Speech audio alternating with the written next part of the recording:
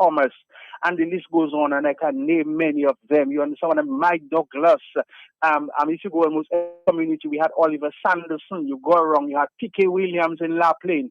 And we had Gertrude Roberts. We had so many people in Dominica. We had Venice Bellany, we had Masley Prosper, we had Paul Joseph, we had MacDonald Thomas, we had Mr. Samuel Carrett, we had so many, we had Augustine Scotland, we had so many people in Dominica who pioneered that movement, okay, for the thrust of local government and community participation and involvement. That has almost been decimated and it has almost dissipated. But the question is why? Well, we have transitioned. And so I think, and you hear now constituency. It is even more alarming, as you mentioned, before you would hear of village feast. And the village feast was spearheaded by the local government, the village committee, the village improvement committee, the village organizing committee, with the parish priest and the parish at the time, where they would come together and organize the village feast, and they would use resources of the village to highlight the village, to highlight the best of the village, to bring forth the people of the village. And so the cultural groups of the village were involved. The people of the village were involved in ensuring that their village was highlighted. Today, it's all under a PAL rep, okay, who spearheads. Now, Matt, as a specialist in events management, they'll tell you, there are two key principles that you never involve in. When I taught event management at UWI, that is one of the, and it is part. If you study the science of events management, they tell you that you must never allow religion and politics to piggyback in events management. Why? Because community events are supposed to be people-oriented, people-driven, people-focused activities. When politicians get involved, what that implies is that you're going to have some people who are more involved, and there are others who will say, I am not getting involved because. As a result of which, we have found that many community feasts in Dominica, people have taken, while we have all this CWO, but the real essence of community feast has declined because we have people who decisively say, I'm not taking part in this and that because, and the decisions have been taken to say that person should not be involved. Or the power rep is sponsoring the event. Exactly. You know what I mean? So that is thing. Now, before money would be given by government to the local government of the village council, to be utilized for the celebration of their feasts. Okay? So now chairmen are not involved, village councils are not involved, leading community people are not involved, church is not involved. Now shame and behold to the Catholic Church, to the Bishop of Roseau, to the priest of Dominica, to the lay associates in the Catholic Church who are allowed. Shame on them. And I'm saying so as a Catholic, shame on them. Because they have allowed it to happen, Simeon. They have allowed and it. I know they're going to carry my name, but shame on them because they ought to know better. The catechism of the Catholic Church defies that. The liturgical norms of the Catholic Church defies that. Okay, so the Catholic Church has gone against its own catechism, its own norms, and its own practices by allowing that to happen. Shame on them. Okay, let's put it that way. I'm not afraid to say. Now, Matt, we have to say that that's one thing. Now, from a analytical perspective, as I said yesterday,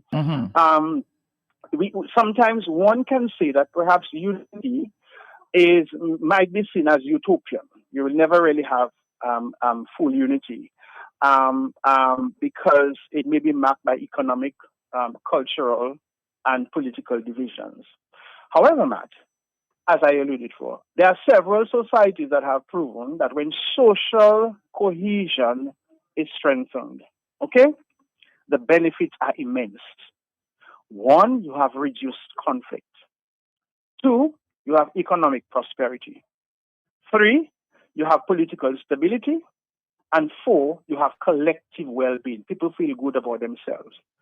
So that is why we have to strive to unity in what we do. Now, I know that there are many initiatives that have transformed many societies into turning them into dynamic visions for what you would term in social cohesion terms, guardians of life. In other words, things where humanity acts together as an interconnected whole to preserve consciousness and evolve nature.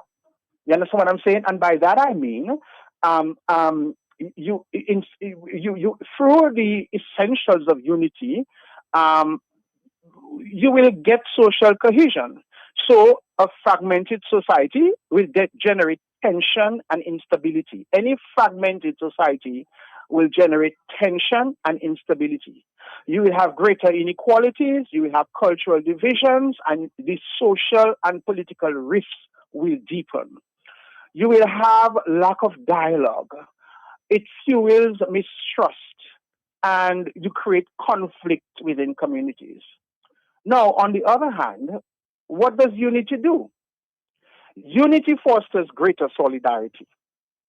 Citizens collaborate towards a common goal. Okay? You have better governance, so you have less polarization. I for them, that one for us, that one not for us, this one not for us, Mr. Not one of us kind of language. Have a more collective decision making where everybody is seen to be part and parcel of the process of advancing the common good. And also, Matt, one of the things we don't understand about that, we have a greater and a more stable economy because trust and cooperation will drive development. Look at what happened to Lindomat. When you remember this statement was made about Lindomat and what happened to Lindomat. So we have to understand that lack of unity can undermine a stable economy. Now, who suffers? The people. I'm reading from a post by Nelson Mandela on my wall in my office in front of me. And it says, what unites us is stronger than what divides us. Okay? And so we need to understand that. There's so much in Dominica, Matt, that unites us as a people. Right? We have our cultural norms and practices. We have our heritage traditions. Look at what happens during independence in Dominica and the Creole Festival time. Look at what happens during Carnival time. Okay? We have a strong history in Dominica of, as I said, Kudme before. Our communities are close-knit and close. Look at Granby, look at Paybush, look at Portsmouth, look at St. Joseph, look at La Plaine, look at Talibishi. Look at Point Michel, Matt. That's a strongly knit community. You know that, right? Because, I mean, if you go in Point Michel and you can sense, Matt, the community cohesion that takes place there. Okay. But I don't think it's the same right now. I don't think I have to be objective. I don't think it's the same again. The political interference at this time is at another level. Yeah. We have had a history of that. That's what I'm saying. We have had a history of that, and I think I am very concerned that Dominica has reached the stage we have. Matt, if you listen to the tone and the tenor of Dominica today, let us put aside politics. We find that there is deeper and deeper religious division because you hear that. Okay, I'm very involved in church and community and ecumenism, so we get that sense. You listen to our musical, and I say thank God that we see some movement of our bouillon bands and our bouillon artists to coming together. There's greater collaboration now. But Matt, can you remember the level of rift and antagonism that existed among our bouillon artists? And even today, among some of our bands, there is still strong rife and internal division. Just listen to what has happened to WCK. Listen to the people who try to banter. When you watch on the radio, Signal ban against Triple K ban against this ban about that ban, and listen to the Calypso season. Listen to the tone and the tenor of what happens after every Calypso competition.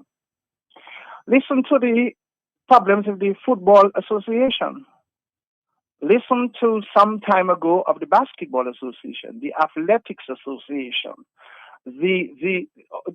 almost the other day, the Cricket Association. So organizations and entities and associations that are supposed to be bringing people together are very polarized. Okay? Look at how long it has taken the trade union movement to come together and form a Dominica trade union movement. Although between 1976 and 79, they were always coming together to the extent that they over. I think, and somebody just brought it to my attention, Simeon. Hold on. I think Lindo Park or Lindo Mat? Lindo Park you're talking about, right? When you make reference to Lindo Mat, I think you're talking about Lindo Park. Oh, Lindo Park. Yes, You understand what I'm telling you? Yes, maybe Lindo Park. Yes, look at all those organizations, and Look at how the trade union movement were able to come together in 1979 to overthrow Patrick John, but it took them 40 years to form a Dominica Trade Union Congress when trade unions are basically dead. WOW is almost dead, DAO is almost dead, National Worker Union is always dead, Dominica, DPSU is almost like as if it's a lame duck, because the virality of the CSC and the Public Service Union in the 70s, today it's nothing. DAT is just there in abeyance. Why do you think the PSU, Public Service Union, has become that way, though? It's not as vibrant as it used to be.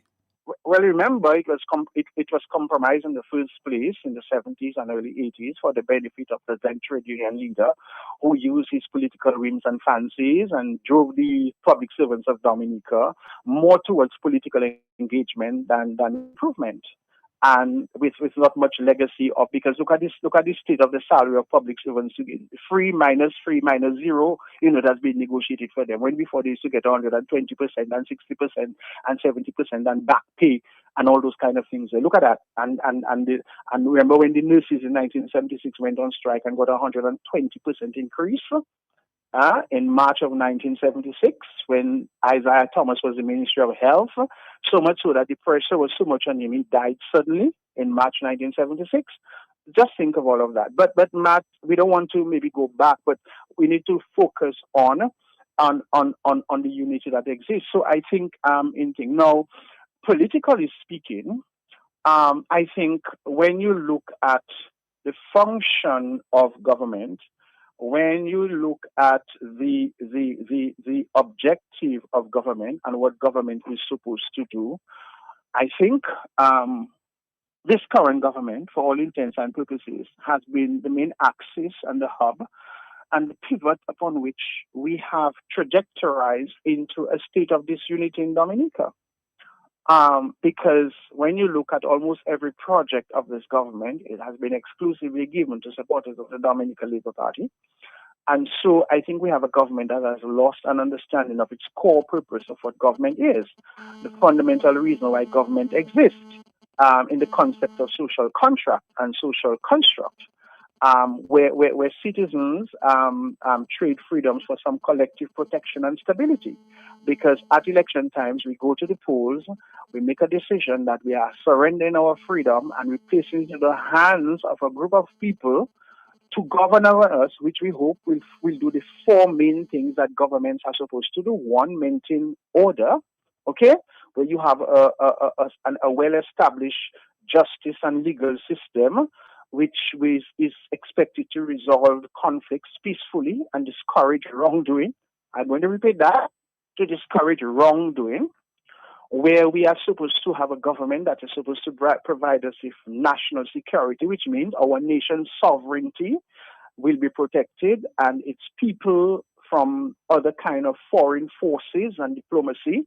And we see that our foreign relations has been one that has exposed us to the world out there, where our national safety and security is threatened because we have so many passports out there, we don't know who has them, and we don't know what Dominica means on the international scheme anymore, where you elect a government to protect human rights by ensuring that your basic human rights and liberties, such as your freedom of speech, are respected.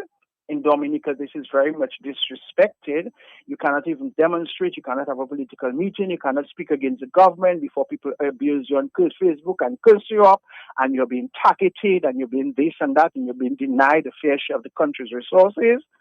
And also to promote general welfare, which means that you foster the well-being of the population and you address the social and the economic disparities that are there in the country. So the question we have to ask is the government we have in power today ensuring those things that is for every Dominican to answer.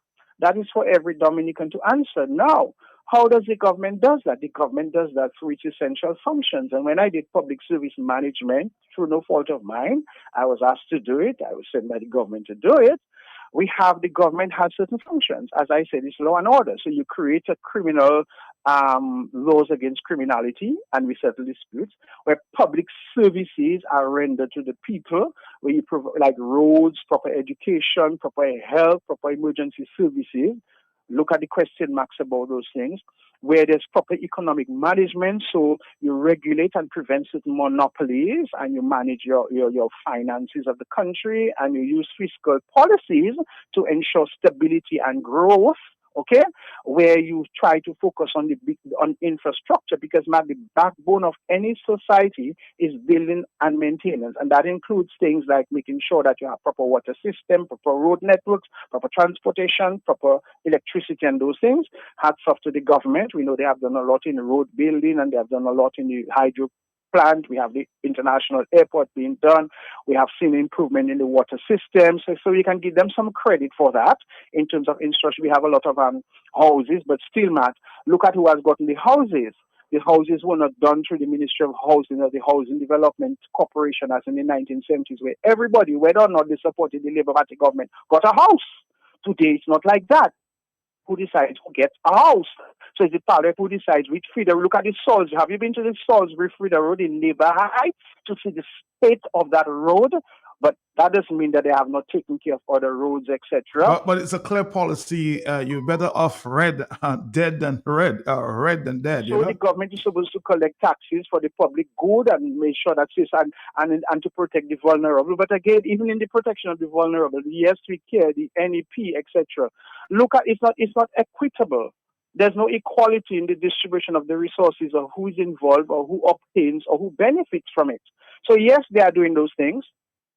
But to what extent is that fostering unity and togetherness? And then, Matt, what has come to the fore recently is environmental protection, where the government would regulate to protect the resources and ensure the sustainability. Look at what's happening in Wash. So we have to think and we have to ask ourselves, given those things, the level of disunity that exists together.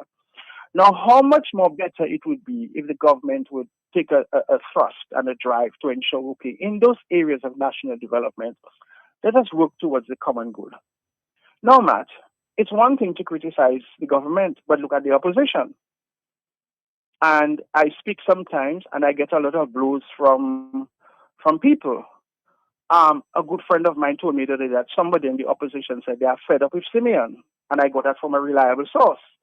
But if I'm to go on the radio and I'm to speak about good governance, I'm not only there to criticize Roosevelt Skerrit and the Labour Party government, because why should I be criticized by the opposition? I have never criticized anybody in the opposition publicly. I have never criticized any minister of government personally. I criticize public governance. I pay attention to common good.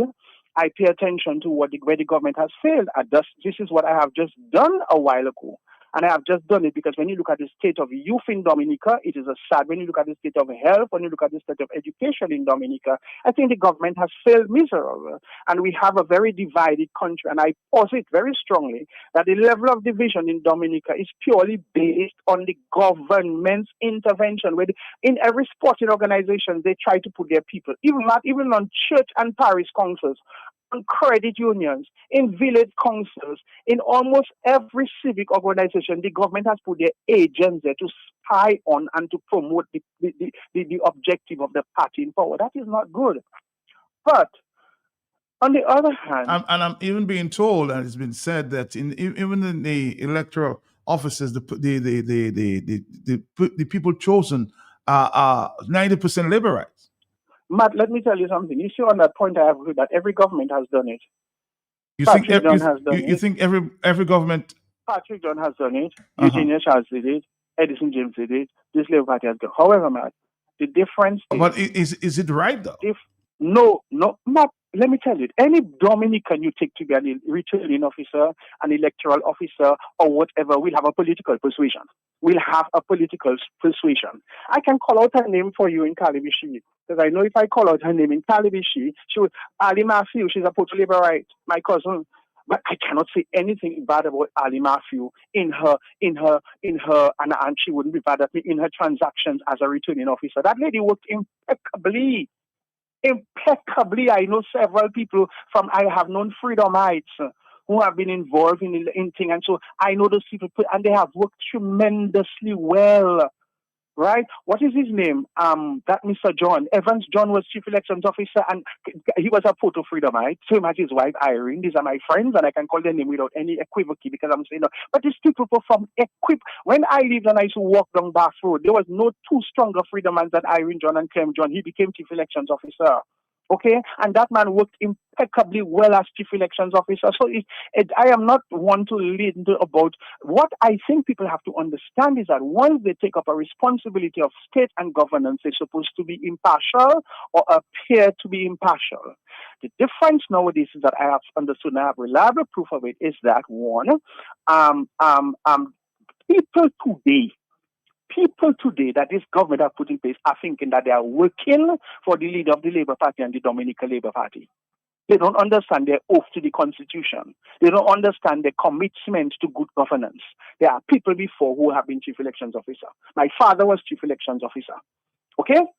And the person who followed him, Mr. Pond, was chief elections officer. These people had their political persuasions, but I cannot remember them. Mark, do you know, I tell you a short story. Do you know that in 1975, when my father was chief elections officer, two freedomites on Bath Road, one lady had a shop, and the other lady was from Fort Ney. I'm not going to call their name.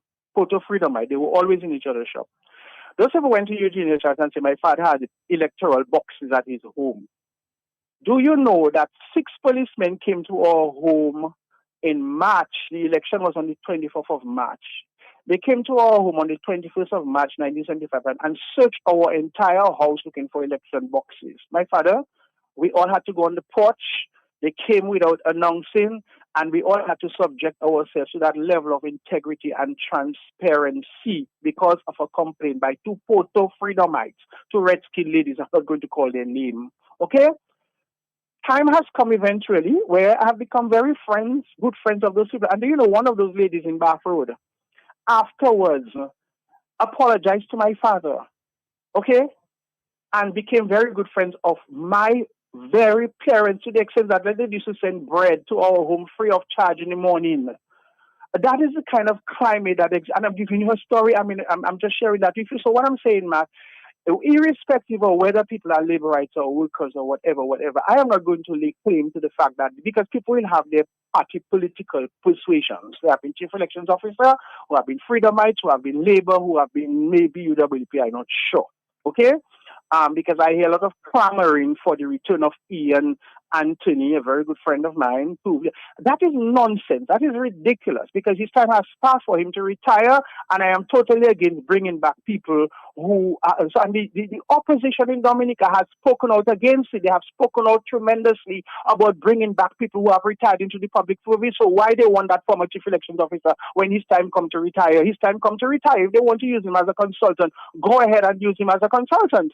Tap on his knowledge and resources, and the government is free to appoint another chief elections officer. What must happen is whoever holds the post of chief elections officer, whoever holds the post of have to perform with integrity, with impartiality, above board, with the right level of how you call it now, impartiality to ensure that they are serving the people of Dominica and not the leader of the Dominica Labour Party, the Prime Minister, or the Labour Party of Dominica, or the Labour Party candidates. They have, because they are governed by the law of the land. And so that is okay. Now, if they are doing it, shame on them. If they are doing it, they have to be held accountable. If they are doing it, they have to search their consciences. If they are doing it, they have to know that sooner or later, if a government changes, they may be brought before the law. That's going to affect their legacy. That's going to affect their integrity. That's going to affect their standing in the communities. Because if you are unfair in any village, in any community, later on you're going to have to deal with the community. Do you want to be at odds with your neighbors and friends and family members? No. And so, Matt, I would not go in that thing. And so, therefore, Matt, division also exists among the opposition.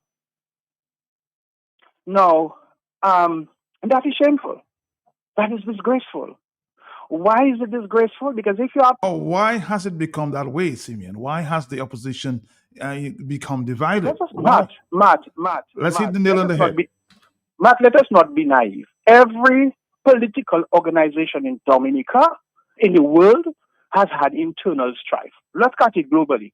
Winston Churchill lost his election in England because of internal strife with himself and his deputy. He came back to win the next. There was a lot of division. That's how he lost. The great Winston Churchill of the great Conservative Party in England oversaw deep division within the ranks of his party at the time. You remember Margaret Thatcher, when she was challenged as a leader of the by Michael Heseltine and Michael Hurd, her chancellor and her deputy prime minister at the delegates convention in Brighton in 1976. All right. Challenge her at the delegates convention.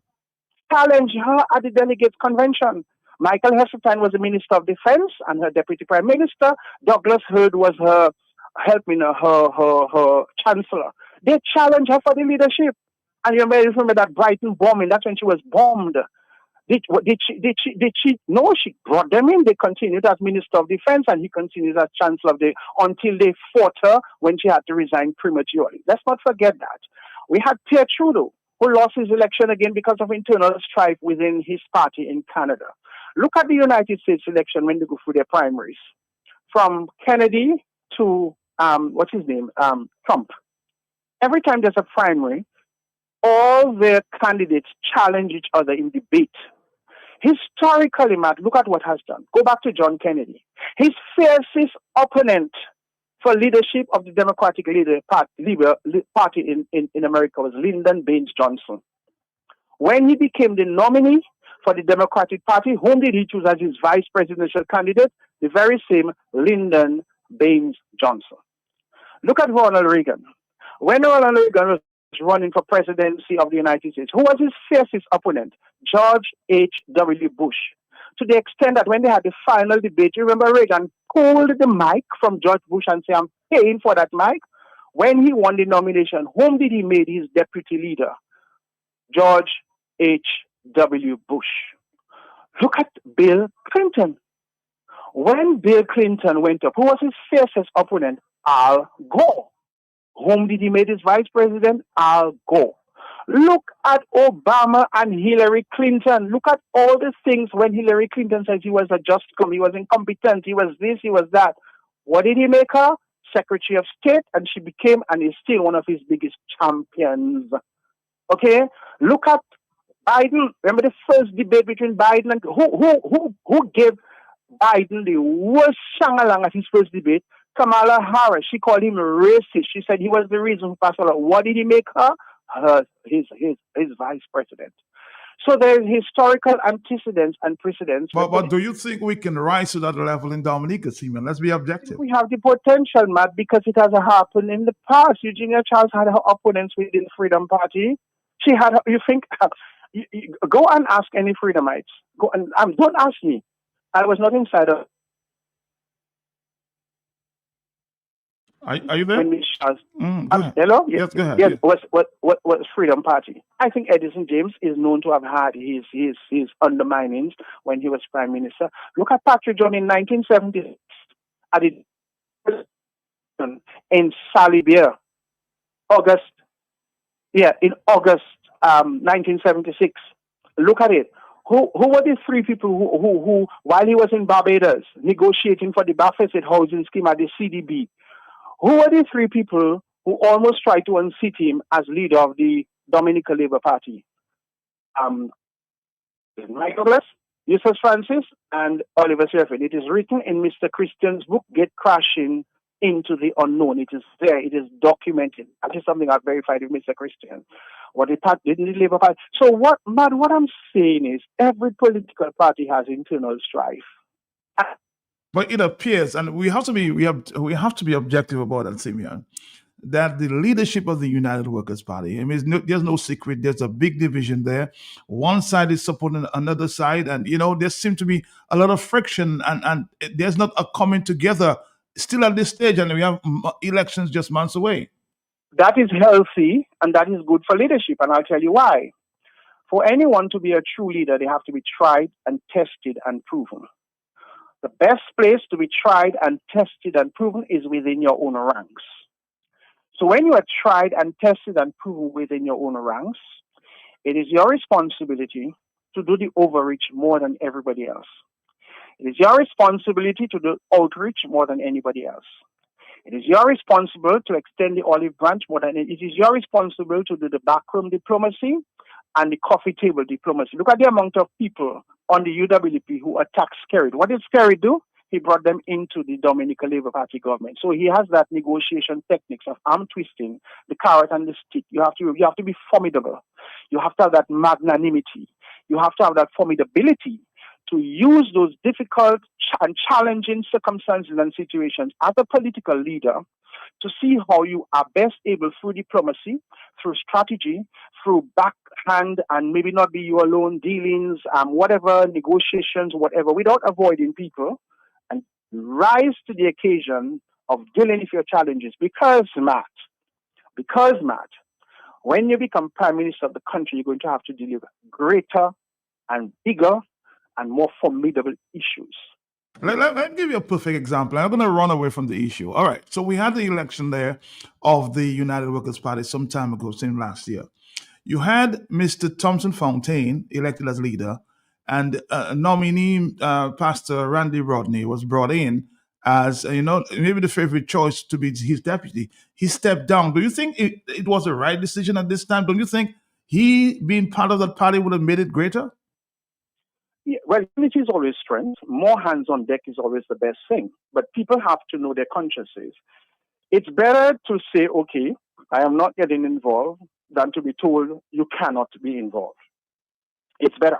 One has to be honest. If you feel, and let's face it, man, is Thompson Rodney, Clement Masley, who again, Delwood Paris, the only people who can help UWP? No. Are they the only people? And perhaps, and there are other people out there that perhaps with the strength, with the knowledge, with the resources, with the ability, with the strategic mindset, with the political savviness to say, well, okay, can we go to them? Why must we cry and mourn over people who don't want to get involved when there are hundreds of people out there who can be roped in? And on a second level, remember, you have to apply the principle of strengthening unity. Matt, that is something that I think that is lacking in the opposition. What are these principles? You have to build a unifying and collective narrative. You have to promote a shared. Are you there? Shame, a million times on you for throwing their dirty linen in the public. You find Labour Party doing that? Nope. You think the Labour Party perfect inside? Shame on them. Shame on whoever is in the UWP that is going out there and throwing their dirty linen in the public. It means they are more divisive than unifying. Shame on them, and they can come after me if they want. Shame on them. You cannot be supporting Thompson Fontaine or Edison James or Leonard Clinton or Delwood Paris or Clement. Give me some money so much that you're not seeing the greater good of the unity of the UWP. And most of all, the salvation of Dominica. Dominica needs to be saved. These people are just, if they drop dead tomorrow, if Thompson drop dead tomorrow, you mean the UWP die? Huh? If he gets a bigger job tomorrow in the United Nations for, say, $20,000 a month, $40,000, and he wants to go, and he say he's taking that and leaving that, what happens? UWP dies then. That is nonsense. That is nonsense. And so the UWP has their worst enemy, their greatest enemies of their own good. But they're talking about me when I criticize. You think I don't know? I get in texts about what they're saying about me. But that doesn't mean I'm going to criticize the government less, or that doesn't mean I'm going to be less critical of them anymore. I'm just getting one who's saying, man, I'm fed up with Simeon. Well, they can be fed up with me if they want. Once God is not fed up with me. Once God is not fed up with me, that's all I'm at. Human beings can be fed up with me, and I can be the last soul on the face of the earth. I don't care who fed up with Simeon. Let them be fed up with him, but I'm speaking the truth. It is shameful what is happening in the opposition party. Not the UWP, in the opposition party. You know why? Because they are the alternative government. The people of Dominica are waiting for them to be rescued. The people of Dominica are waiting for economic revival. The youth of Dominica are waiting for salvation and employment. Okay? The women of Dominica are looking for liberation. The farmers of Dominica are looking for better life. The musicians are waiting for a better life. The cultural enthusiasts are waiting for a better life. The young people living in school in Dominica are living in tubes. The professionals in Dominica are looking for a better life. Dominica is hoping for our image to be restored, and all you, they're fighting with each other when all you should be channeling and implementing those things instead. That's what I'm saying, So, Matt, what I'm saying is The UWP, and that is the biggest mistake. They are not building that collective narrative where their shared vision transcends their differences, because everybody has their philosophy, everybody has their policy, everybody has their principles in life. They can never be all the same. The philosophies, principles, and practices of Thompson Fontaine might be different from them. So you think before interrupting you, you think that my friend Dr. Thompson Fontaine should be the one doing the knocking and basically trying to persuade the others to come on his side? He is the leader. Heavy is who his head wears the crown. He has to try 100 times. If Scary doesn't give up, you think Scary giving up on going for one Labour, right? You think, no, he's the leader. I'm not saying that they are right to oppose him. No. Anybody who denies the UWP their support, their unwavering commitment, not changing themselves, and may not be thinking in the best interest of Dominica. But he's the leader. When you, as Mark, let me tell you something. If I were to be leader of UWP tomorrow, and I knocking on my enemies, right? I tell them, let's go to lunch at Fort Young. Okay. I tell their whole family, let's go by the river and have a picnic. I telling them that. And whether or not, and that is the nature of my personality. I like to approach my enemies. And they don't have to become my friends, but once we can work together. Matter, I've worked with people who don't like. I'm a member of the Catholic Church. There are people who go to the bishop and tell the bishop I should be involved in the Catholic Church. There are people who go and tell Father Karam this and that and this and that. And you think I say no? I participated in my church self, and I sit in the committee with someone. I'm on the Dominica Christian Council. There's somebody on the Christian Council who doesn't like me, but I go to Christian Council meetings anyway because I'm looking for the better good of the kingdom of God and the Catholic Church in Dominica. I do that with my friend. You have to be my friend to work with me. We can find a common ground.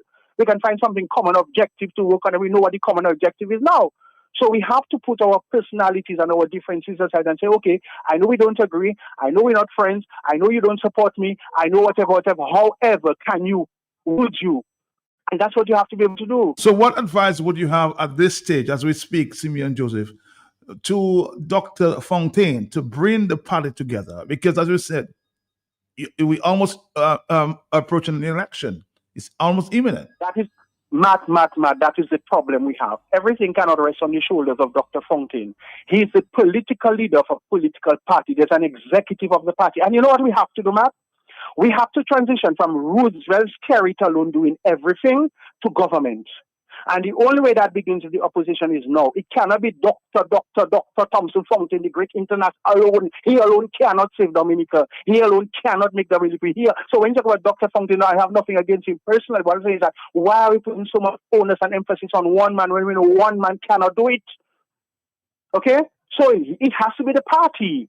It has to be the party. You have to communicate better. You have to sit down and strategize. The leadership and the executive of the party, the president, the vice president, the secretary, the assistant secretary, treasurer, they have to decide, okay, when they sit down, put their backside around a table, go somewhere and strategize. Decide how you are approaching the politics. Whether or not election is next month or this one, when you come together and you do have strategy. If you're going to win an election. Do you think they're doing enough work on the ground? The UWP has been united since under Eddie Smith and everybody. They win an election now. So what hell unity can cause you to win an election? No! It has you have to Matt. There are principles that strengthen unity, as I was saying. You have to build a unifying collective narrative. So you have to share a vision that transcends the differences. You have to do citizen-led projects. You have to unify your social movements. You have to unify your ecological, in other words, everything around you. You have to unify those movements. So you have to unify your citizen-led projects. Where is their youth arm? Where is their women arm? Where is their men arm? Where are their village constituency branch association? Where is their where is the approach in terms of the ecological movement to the sports department, to the cultural arena, to the musician? Where is the outreach to those people? Where is the outreach to those people? What about their social movements? How involved are they in the communities of church community? You have to be able to do that. That's clarifying your united message. You also have to encourage dialogue and mediation. And that means you have to have an open discussion where spaces help ease tensions and promote mutual understanding. And the examples of that, you have to have conferences and debates among yourselves whereby you can have that dialogue and mediation. Is that happening? And then you have to develop an education-based and cooperation unity approach. What that has to do is, as a party, they have to introduce programs that value mutual support and collective awareness. You cannot be sitting down there crying, scary, labor, while you sit down there, and you have to ask yourself, what are your collaborative and competitive programs? Where is your national domino program? Where is your national cricket program? Where is your national football competition? Where is your national this? Where is it? Where is it? Nobody, you don't have to build roads, you don't have to fix hospitals, you don't have to give scholarships, because these are things you do when you get into government. But you don't have to build schools. You don't have to do those things there. You don't have to sell. You don't have to start hotels. That is something you do in government. But in the meantime, what are the educational things that you have developed and the cooperation and unity initiatives that you have, where you build mutual support, collective awareness, where you have programs that promote collaboration and competition, so that people see you. People build confidence in you. People like what you do. You're involved with people. They see you on a different level. And where are those things? That's what a party in opposition does. And when they transition to government, the party in opposition takes that up because they want to regain power. You cannot use the narrative of the 2000s or the 1979. You cannot use that narrative. You know why? Because these are dead narratives. This business of demonstrating and accusing and those kind of things, they won't work. Because the Labour Party government has mastered the act of sharing the corruption spoils with everybody. And you do not know how far and wide and deep this Labour Party network is. They have their tentacles and their octopus things everywhere. In banks, in churches, in schools, in trade unions, in everything. They are well networked. Every time somebody dies, they want to put their name in a death announcement. And people who are portal workers taking the money, but they're criticizing each other because I plan funerals. They taking the money, the power rep coming and help you. Oh, yes, power rep. And they want the power rep name in the death announcement. The same workers, people are criticizing that. As their best friends, too. You understand what I'm telling you, man? Mm-hmm. So that is it. So I mean, you have to be very I want Dominica to be free, where we have a certain level of unity as a force for our harmonious future. Dominica needs to move forward, and we need to move forward harmoniously. We must no longer be seen as Labourite and UWPite. We must no longer be seen as Catholic and 7 days. We must no longer be seen as Jean Guabe versus Jean whatever. We cannot continue like that. What's your thoughts on the opposition parties coming together in one force? Your thoughts? Well, coming together has to be driven by philosophy. Coming together has to be driven by principles. Practices don't matter. The practice is coming together. But when you come together as a practice, are your philosophies aligned? Are your principles aligned? If your philosophies and your principles are not aligned, when you get into government, you're going to fragment. You're going to fall apart. Coalitions don't work anywhere in the world. Anywhere in the world.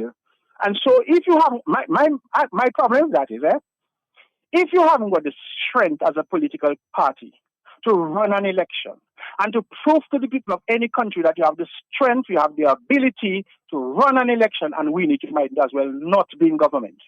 Because it's not going to serve the people well. Okay? And so why do you trade off constituencies? Why do you want to say, well, okay, you run there? No, it means therefore you are admitting defeat. You are saying you don't have the potential and the ability and the wherewithal to win an election. You have to prove to people that you can. And what if they have a coalition together and they are weaker as a coalition than they are stronger?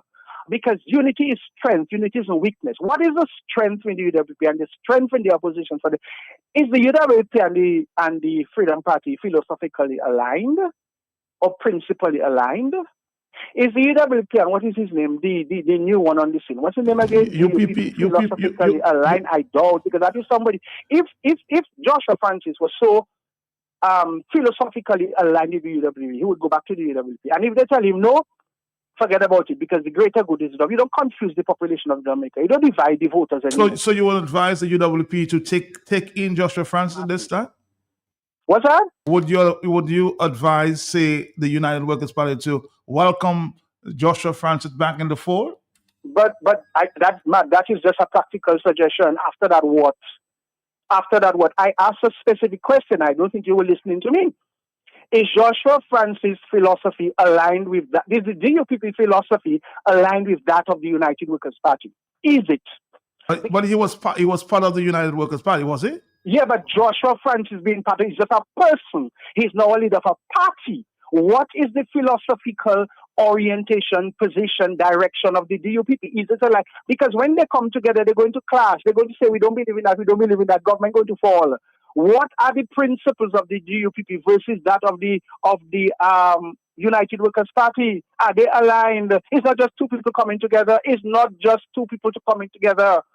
Because there are people who marry, go before God for an altar and marry, and behind doors is they say mama defe. They finding out after 5, 10, 15 years of marriage that they were never supposed to be married in the first place.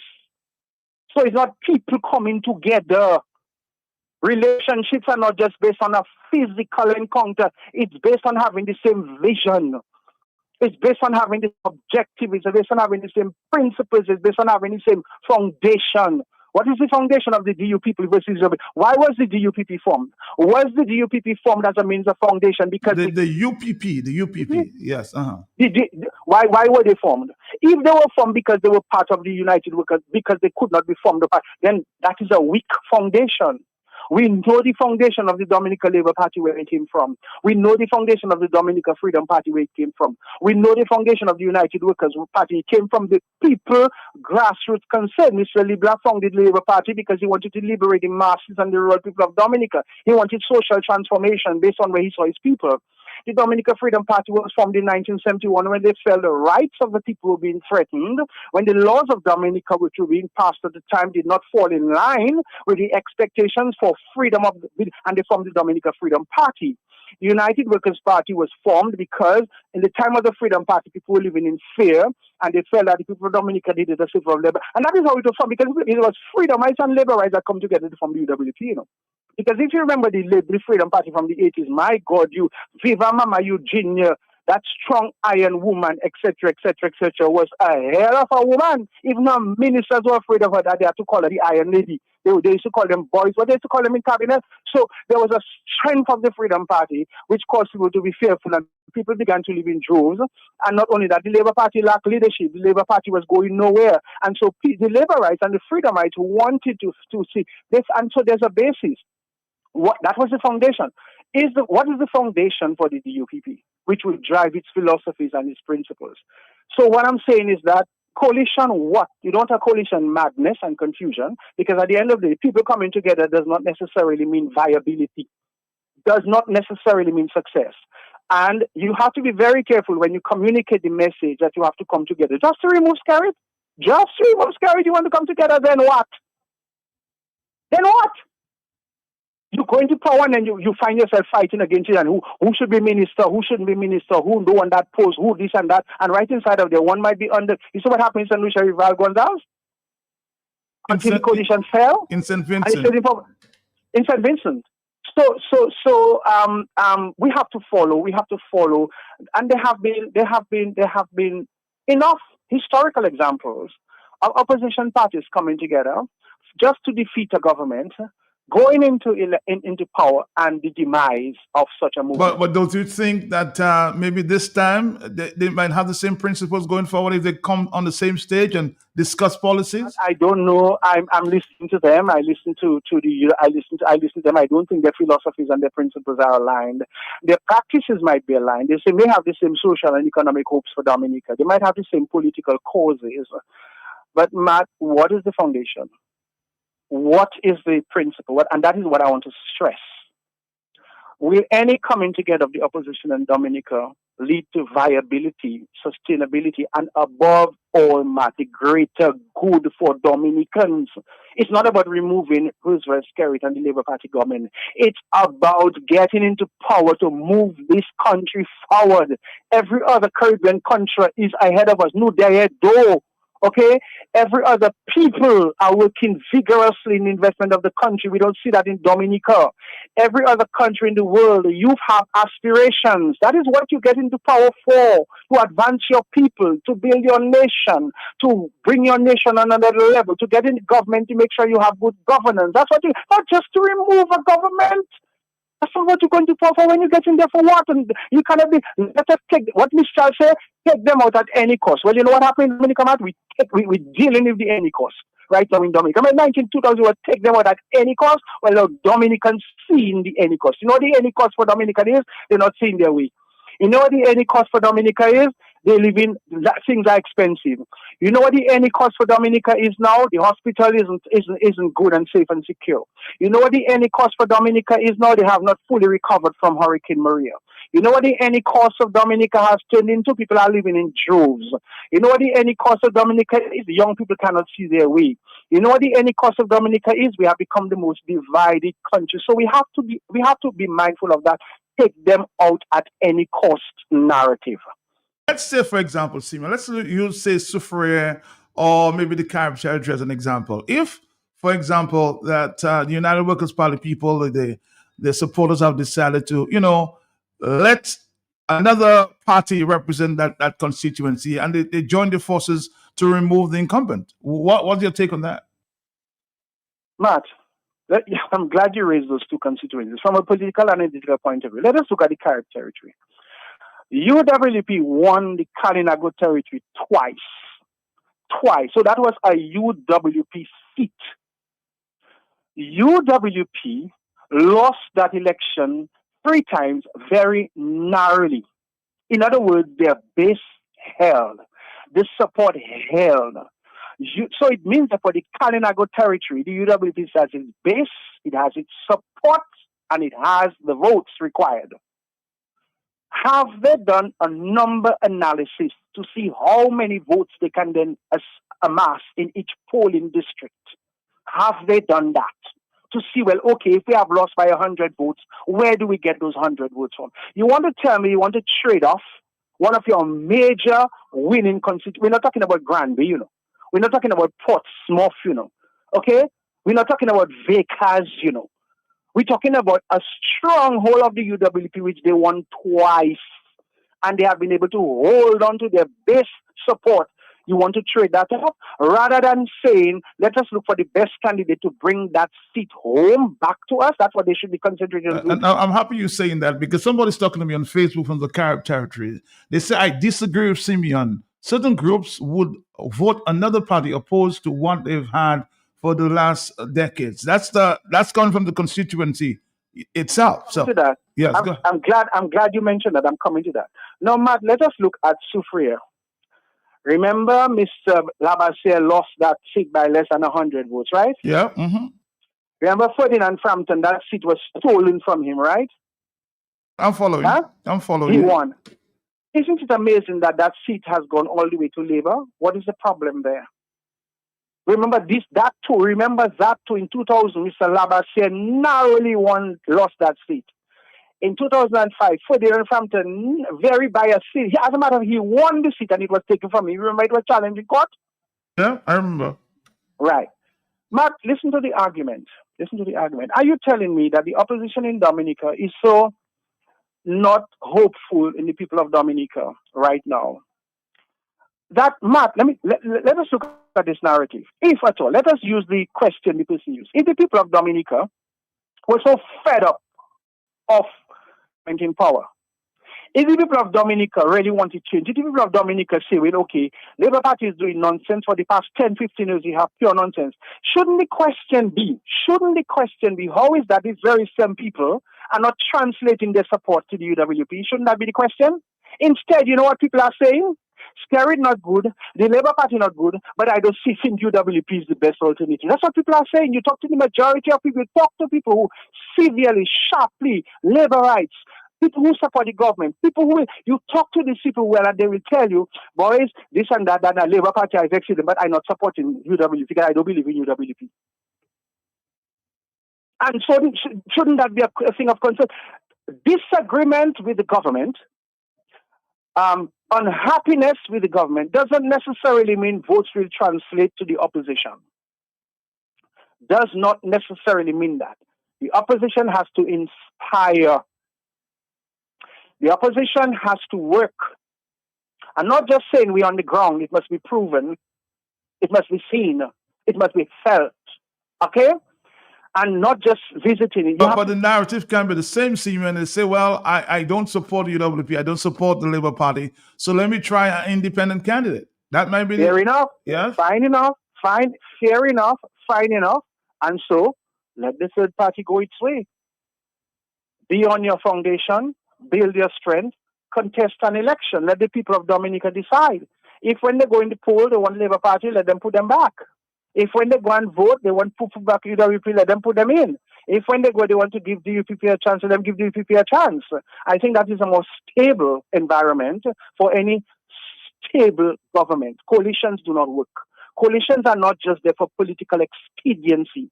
Coalitions are there for national development. That is my perspective. People may disagree with me, but my perspective, you go into politics, Matt, not to win an election. You go into politics to serve the people and the common good and to form a government for the advancement and the development of your country. That's why you go into politics. And that's why it is so shameful that so many people on the Labour Party side have been bought and paid for 30 pieces of silver to go into politics. Because when they go there, they don't serve the people of Dominica. They don't serve the government. They serve a man in power. And as such, the people of Dominica continue to suffer. The very people who work for them continue to suffer.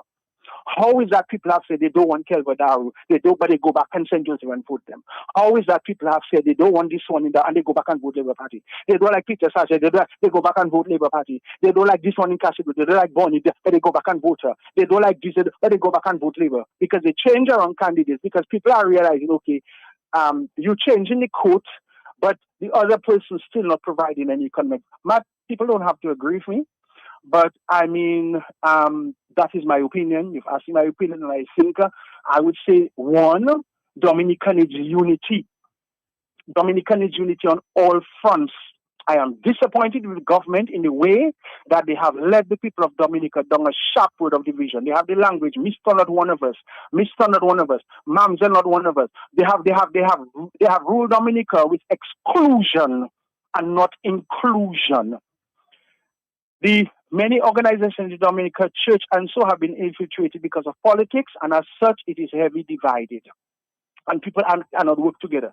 Our village councils, our city council, look at the last city council election.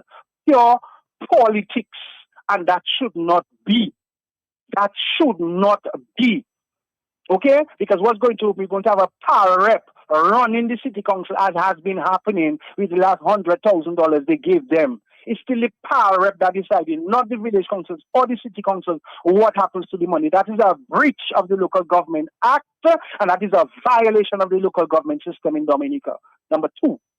Number three, the opposition, if you want to be champion the cause of the deliverance and the salvation of Dominica, you yourself, it's incumbent upon you to work towards unity for the sake of the people of Dominica who need liberation. Get your act together. Stop blaming each side. Is it too late? Mediate, find common ground, find common objectives, find common purposes, find common things where you don't have to agree with each other. You don't have to talk to each other, but you can work together. I'm asking Simeon, is it too late at this stage? No, Matt, it's never too late. You mad? No, Matt, there's always something called election surprise, you know. Never too late. And I can guarantee the opposition, there are hundreds of people out there willing to work with them. But you know why people won't support them, Matt? Because they're afraid. If the United Workers' Party had a more united front, people would take the risk. But Matt, you don't expect a public servant, a policeman, a nurse, a fireman, somebody with business, somebody to take a risk in all you falling apart. What's going to happen to those people? Very few of us are brave enough to say no matter what, hell, high, low water, we on board. There are people who want to come out, but they're afraid because if they go and join a fragmented piece, it's going to fall apart. When that fall apart, where do they stand? They have their businesses to go back to. They may need their jobs. They have their families to support. And that is what the leadership of the UWP needs to be mindful of. Maybe people are not coming on board because they are not privileged. As I said before, remember what I said, the unifying collective narrative? Mm-hmm. You don't have to be supporting each other. You don't have to like the leader. You don't have to like who not liking the leader. You don't have to blast each other on Facebook like they were doing. What the hell those people always blasting each other on Facebook like that? They're not coming in. Always blasting each other on Facebook, and you say you're supporting the same party. You want to see the end of the Labour Party, but you want to go on Facebook and blast people. Blame this one, blame this one. You can criticize, but you have to call names. The biggest criticism I've heard of the United Workers' Party in the recent months, Simeon, is about identifying candidates and people saying we want to know who our candidates are. Your take on that? Well, that is. But you see, again, that has to do with what I just said. People will step forward and be bold enough to say, I want to be a candidate when they know the support behind them is strong. When they know that the pillars on which they are standing will not crumble. But if people know, I want to go for workers, but them fellas, I see they divided, they breaking my heart, I'm not sure if I should take a chance. If I go, what will happen to me? They will not get the requisite support. They will not get the open, bold. You know that people go to opposition party meetings and they will not go during the day because they don't want people to see them. But they'll go at night, they'll hide behind a car, they will start a distance, they will stand listen, etc. because they're afraid. Never before in the history of Dominica has that the UWP mantra, fear no more, is necessary and required. Fear no more. But I'm not afraid, because fear is fear is of the devil. That's true. Children of God are not afraid of human flesh. I'm not afraid, I'm not afraid of security. I'm not afraid of labor. I'm not afraid of Dominicans. I'm not afraid of Catholics. I'm not afraid of UWP. I'm not afraid of them. Because anybody who lives in fear is living a deceptive life. Anybody who's living in fear is allowing the devil to take control of them. Anybody who lives in fear is allowing Satan to be their boss. When God is your guide and God is your boss, you not fear. You stand up for something or you fall for nothing.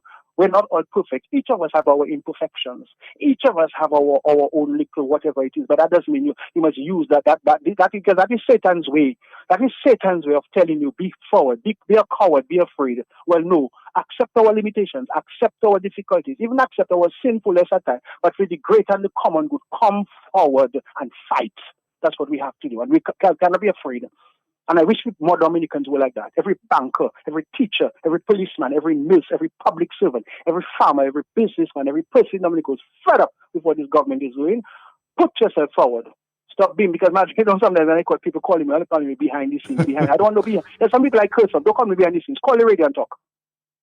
Call the radio and don't be afraid, because the Constitution guarantees freedom of speech. I know, because already some people are texting me and saying, Simeon should address this and Simeon should address that. Personal attacks, that is what is happening in Dominica. People get personal once you're talking the truth, yeah? Tell them call themselves and say it. Tell them, call them, that's your coward they are. They're not ready yet. But hopefully when they go in the ballot box, when they go in the booth, they will articulate it through their X. Right? And the people of Dominica will get a good surprise and they'll be liberated. But when election comes, we have to ensure we're not just putting a party in power, Matt. We have to ensure that we're putting capable, competent, hardworking, visionary, goodwill, good-hearted people in power, so that Dominica can be transformed and grow and flourish and be the best place to live, the best place to work, and the best place to enjoy life. Because Dominica is the garden of the Caribbean, it's the Eden of the world. Everybody loves Dominica. Somebody's saying, just listen to that message. Simeon Joseph is biased. I am now losing all respect for him. If it was Lennox who was the leader of the UWP, then Simeon would never say these things that he said about the UWP. How do you respond to that? Well, you see what I mean, Matt, you see what I mean? You see how they have to cast aspersions and go with personalities? Ask them if what I have said there is wrong. Ask them if the UWP doesn't have to work harder. Ask them if the UWP doesn't have to be on the ground more. Ask them if the UWP must come out and champion more. Ask them those questions. You see how people drive into personalities. Lennox is not my friend. I remember when last I talked to Lennox. And let me be very open about it. Right? I have always supported whoever is leader of the UWP. The Dominicans forget that I basically planned, organized, coordinated the economic conference of Dr. Thompson Fountain. Do they forget that? Matt, aren't you aware of that? I am aware. Aren't you aware of that? Yes, I am. Yes. About. You see, and that is how people are biased, and that's why we'll go nowhere. That's why people are, yes, I'm biased. Everybody have their biases. Ask that person what is their bias. Why they have to bring up names? Ask that person what is their bias. Ask that person what is their bias. Tell you their bias. Because they're calling me biased. I haven't said anybody this. Did I in my utterances, if you say Lennox is better than Thompson, or Thompson is better than Lennox, have I told you that? No. Have I said so? Mm-hmm. No, I've looked at leadership, the ingredients of leadership, the requirements of leadership. That's what I've looked at. So people need to think and tell them, don't text you, tell them call and say it, man. That's what they have to say. I'm not afraid of, Matt, I will speak my mind. Okay? I know that. That's the bottom line. Right. Well, that's where we have to go. But you call me on that, and Matt, in ending, I have an assignment to go and do. Let me say this. The most stable and the most prosperous societies are those that place unity and social cohesion at the heart of their development. Okay? If you want your country to develop, you have to place unity and the togetherness of the people at the heart of what you do. People, those of us who want to guard human life and want to get in the sphere of advancing people, we have to ensure that that vision that we advocate, where humanity acts as a conscious whole, and we act as a conscious whole for the preservation of life, the young, the old, the unemployed, the underemployed, those who are struggling in life, the sick, the young people on the street, the young men on the side of the road, the farmers, the people who are looking for a better life. And so we have to realize that social cohesion is what transforms societies. We have moved away from that, and our society has been transformed into a degenerative and degrading entity. We need to turn that around. We need to be a people focused on development, focused on progress, focused on unity, focused on togetherness, focused on working together and putting our differences aside, no matter who it is, and ensure that what we do is for the ultimate good of Dominica and Dominicans. It cannot be about us. It's not about Roosevelt Skerritt. It's not about Thompson Fountain. It's not about Joshua Francis. It's not about Mr. Ito. It's not about Lennox Linton. It's not about Edison James. It's not about any particular person. It's about the people of Dominica. That's what it is. Simeon Joseph, thank you. Thank you very much. I'm sure we'll replay this and you'll have a chance to criticize or commend Simeon Joseph sometime later today. All right, let's do this one there. And my favorite song. Oh boy, stick around. A lot of food for thought there from social scientist Simeon Joseph. Never stop coming up with the NCCU. You build your barriers, the taller I become. The farther you take my rights away. We'll take a few calls before our next stop at 10:15. Let's do this one now. You can deny me. You can decide to turn your face away. No matter, 'cause there's something inside so strong. I know that I can make it. Oh, you're doing me wrong, so wrong. You thought that my pride was gone. Oh no, something inside so strong. Oh, something inside so strong.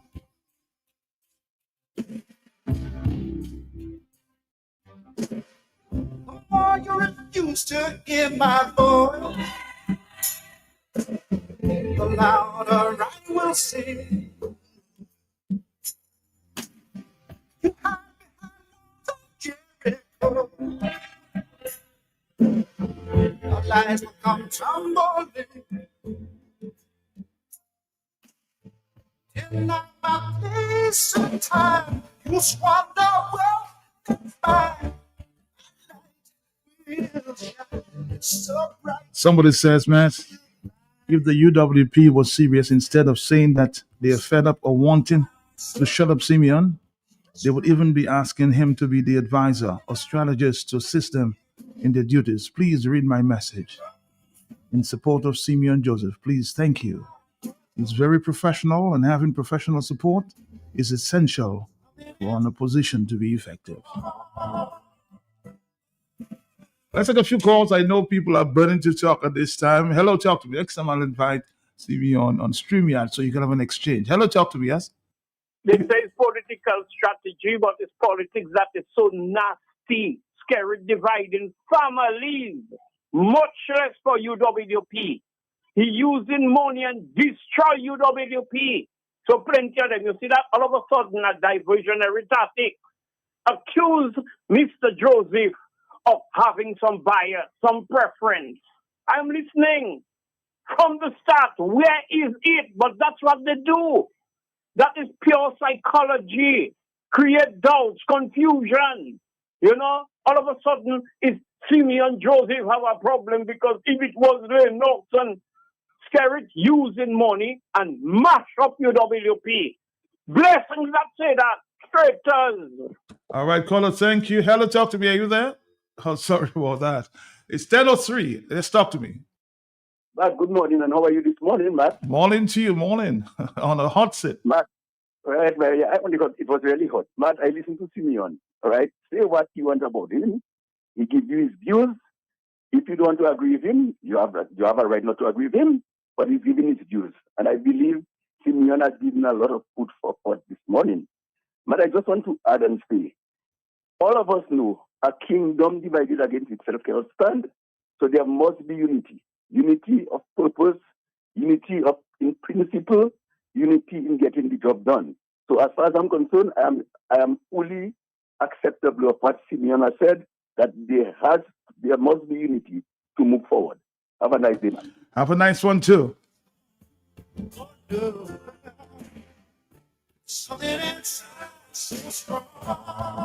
On the telephone, hello, talk to me, yes? Matt, good day. Good day, good day. Mm-hmm. Simeon has gone through. Boy, I give this gentleman 100% and even more if there are more percent for it. Mm-hmm. This man sits in their hand. Matt, I want you to give a repeat on that talk you had, Simeon. Simeon is not afraid of anybody. He speaks the truth. Why don't people like to hear the truth now? Why? All of a sudden they're saying, oh, if it was Lennox, he would say this, he would say that. Nonsense. All what that man said is straight to the point. And Dominicans must learn to listen and listen to the facts. These are the facts. This is what we are suffering with. The opposition has to try to come together with people. Stop watching one another boy face. Stop going on Facebook and giving people make free. And when somebody come out with something for them to say, oh, you're not tired, call it, or you're not tired, say that. Stop that. Time for us to come together is not to take out things. Now, what we want is to build a Dominica for our young people, for our elderly, for all people to come and have a grateful time. That's what we need in Dominica. Thank you. But we know better. Just look them in the eyes and say, gonna do it anyway. Gonna do it anyway. Something inside so strong. 10:06. Hello, talk to me. Morning, Professor. Morning to you. Morning. Mark, you need to repair that Simeon Joseph. You need to repair it. Mark, Simeon Joseph hit the nail on the head. Not especially when Simeon Joseph said, Mr. Fontaine, you are the leader of UWP. Stretch forth. Call the past members together. Sit around a table. The people of Dominica looking. They need something to rely on. They need that. You are the leader. Call the people that you feel are divided the party or divide the party. Call them together. Sit around a table. Bring them together. People will not put up their name for candidacy if they don't see the unity and the strength going forward. Simeon, we need to hear more like that, and they need to keep on playing that. Have a blessed day, man. When we know better, just look them in the eyes. Gonna do it anyway. Gonna do it anyway. Gonna do it anyway. Gonna do it anyway. 10:04. Hello. Yes. Good morning. A great and wonderful day to all the listeners of 295. Thank you. Wow, Matt. Yes. It's a while I haven't voiced my opinion, but I have to this morning. Dominicans, I am there. To all my fans, I am there who haven't heard my voice in a while. Matt, Simeon, Joseph, 1,000% is yours. Shoot to the bone. You can take that to the bank. No counterfeit. I don't know why people hate to hear the truth, but the truth shall set you free. Talk it. And everything that Simeon has said is the truth. Dominicans listen and learn. We have too much foolish people in Dominica, too much senseless people in Dominica, too many people who put their pride, swallow their pride, and they don't tag it. They don't listen to the message. They target the messenger. Everything what he said is for our village development and for us to proceed. Anybody who is rejecting what Simeon said this morning is an enemy of the state. Period. Continue. Thank you. Thank you. For 493-095-96 and 97. I'll give you an encore this afternoon, okay? There's a part of it.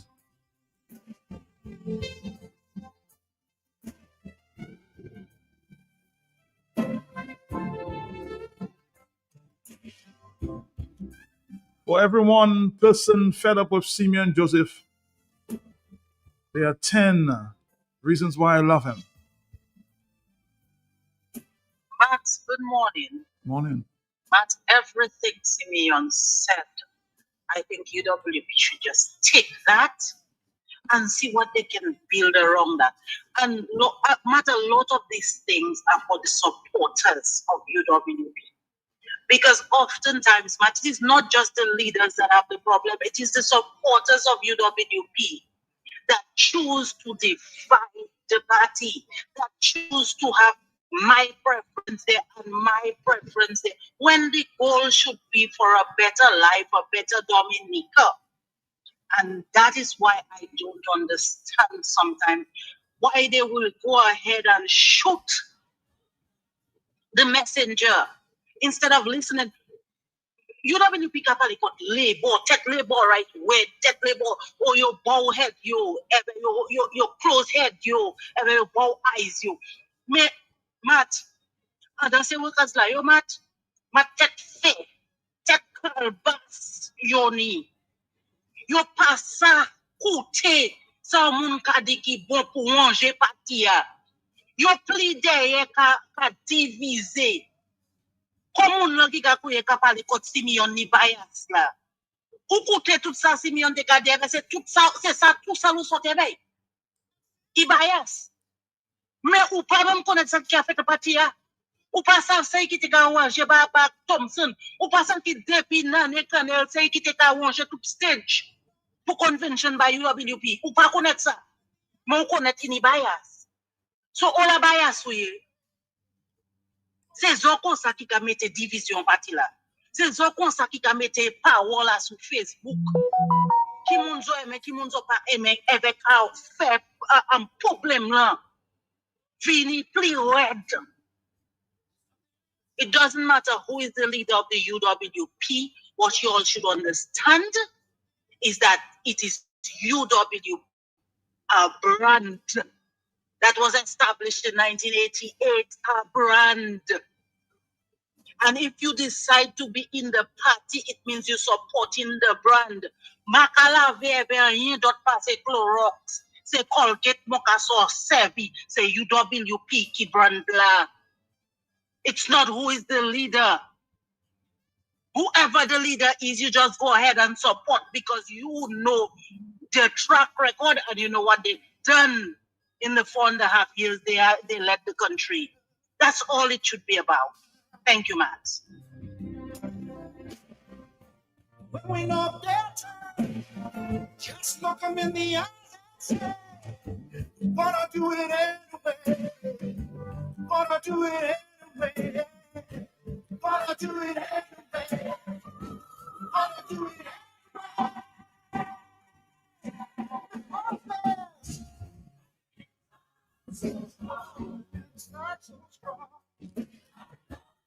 Somebody says, how we know it's not by design that these opposition members not being paid by Scary to disrupt the UWP. How do we know that Thompson has not reached out to get them back to get them back together? Huh?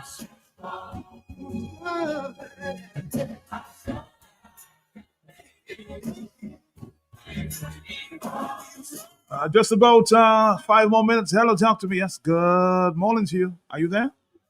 For the final time, I'm going to call your radio station if it's not to win something or for health program. You listen to me well. UWP can never win an election with that division. That is part one.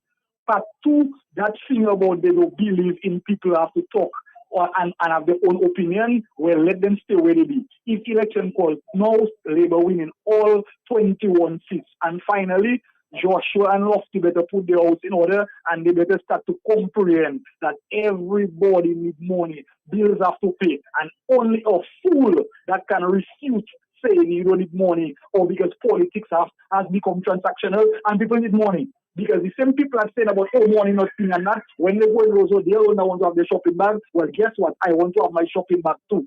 UWP can never win an election in Dominica. I'm waiting for them to tell me my life is true because the last time I checked, me that paying my bills, me that feeding myself. No money, no vote. No money, you cannot win election. Bye-bye.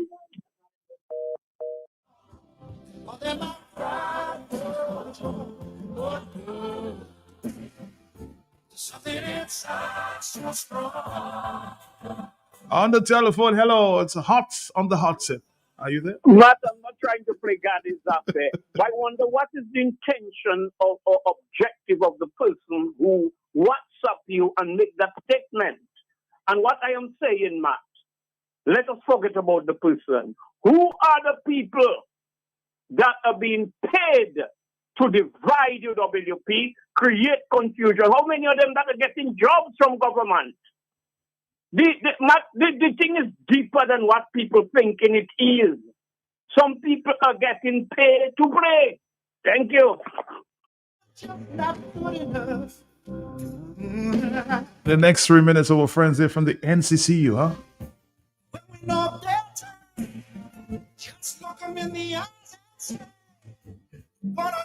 And I will give you a repeat. I'll give you a repeat this afternoon, okay? I know you want to exhale, huh?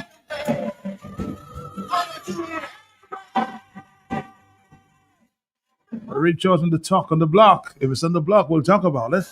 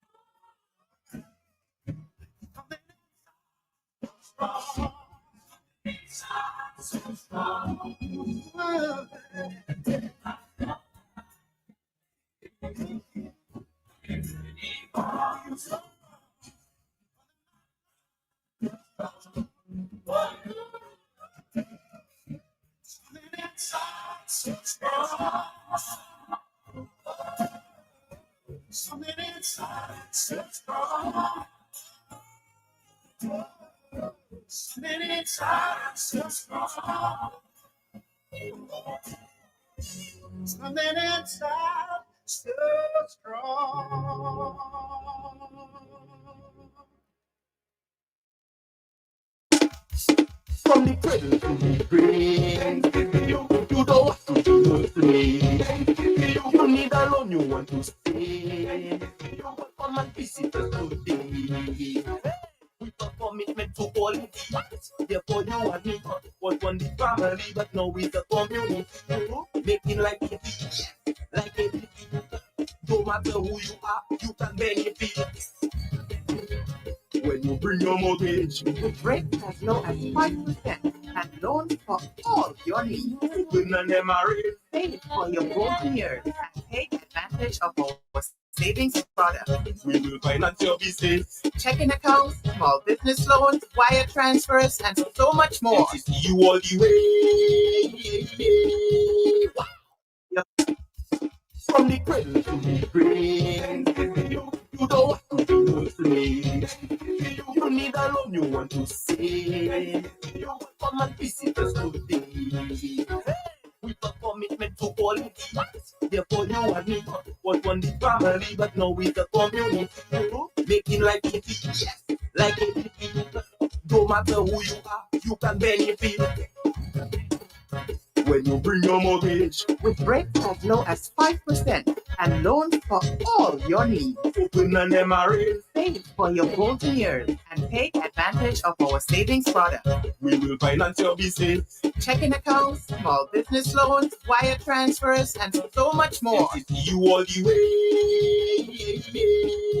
way. Wow. Your community financial partner. NCCU. You need a loan, a chicken and fix the policies for insure. NCCU's got you in various offices, but with don't in your membership. You want quality products, we have that. You want quality services, we have that too. Our services will help make your dreams come true. That's a fact. Hurry up to NCCU, your community financial partner. Yes, support you through all disaster. And NCCU trust us we can. The kind of loyalty you cannot find anywhere. National Cooperative Credit Union, education, training, and information. Self-help, responsibility, democracy, equality, solidarity. NCCU, we have no heart for our members. So become a member today in one of our local offices to help us make your dreams come true. 255-2126. NCCU, your community financial partner. From the cradle to the grave, you don't want to be a slave. You need a loan you want to save. You want come and visit us today. With a commitment to quality. Therefore you and me was one the family, but now with the community. Making life easy, yes, like it. No matter who you are, you can benefit. When you bring your mortgage with rates as low as 5% and loans for all your needs. Open an MRA, save for your golden years and take advantage of our savings product. We will finance your business. Checking accounts, small business loans, wire transfers, and so much more. NCCU all the way. Wow. Your community financial partner. NCCU.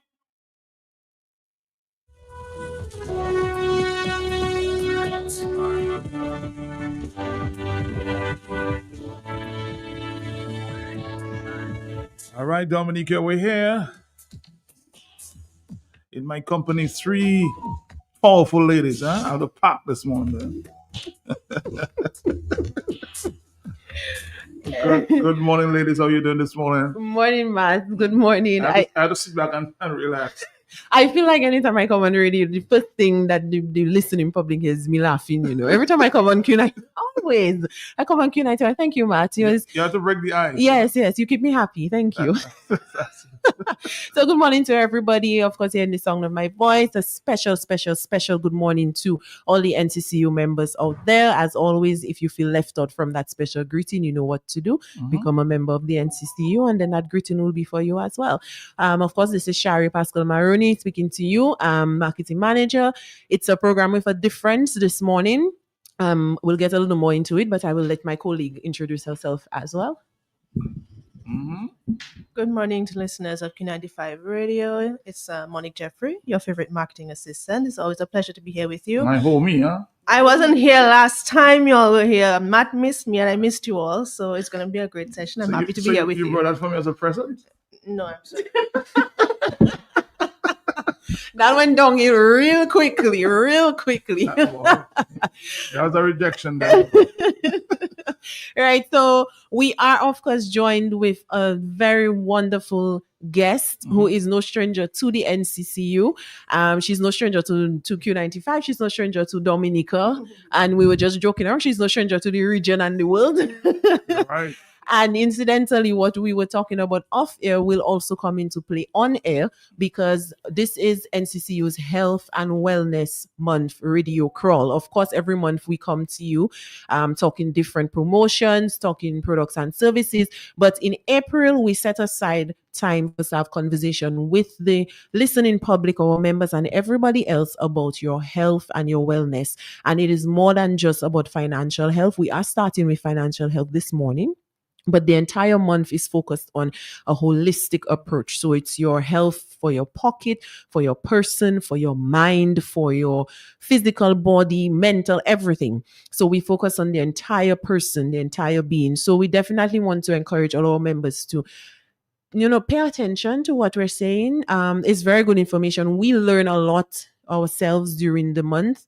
Look out for everything that we will be having. And this week is Radio Week, and we're starting it with a powerhouse of a person, none other than Miss Shoma John. Of course, we will give her time to say a little more about who she is, but what we do know is that she is the Financial Information Month coordinator. So that's why I say she's no stranger to NCCU, because we do, of course, participate heavily in Financial Information Month. It's one of those things that bring our Creole and Independence and Credit Union Week time to a very, very hectic time, because we have FIM activities going on at that same time. And outside of that, that being her role, she is, of course, a personal financial advisor as well. So very, very important information will be coming from Miss John. So welcome, Miss John. Thank you for joining NCC Radio Crawl. Thank you, Shari. Thank you. And Monique. Matt. See what I told you? I'm surrounded by powers. Yes, Matt, what's up? Your people told you they saw me. Morning, Dominique. Morning. And the region and the world, Shema John. And of course, Shari said it. We partner for Financial Information Month, and every month should be Financial Information Month. So I'm happy to see that NCCU, they're informing and educating their listeners, their subscribers, their members, and everybody else. So it's a pleasure to be here to share what it is I might know with the general public. For sure. So, Matt, sometimes we sit and we say, well, health is wealth, wealth is health. We use those terms. It's true. But of course, your health is more than just your financial health, but it is a big part of it. Yeah. Everything, to be honest, stems from your financial health as well, because, if you are sick in your body, you also need money. If you are stressed out, you need a vacation, you need just a detox. You need money for that too, everything, right? So it is very fitting that we're starting with the financial part of the health and wellness.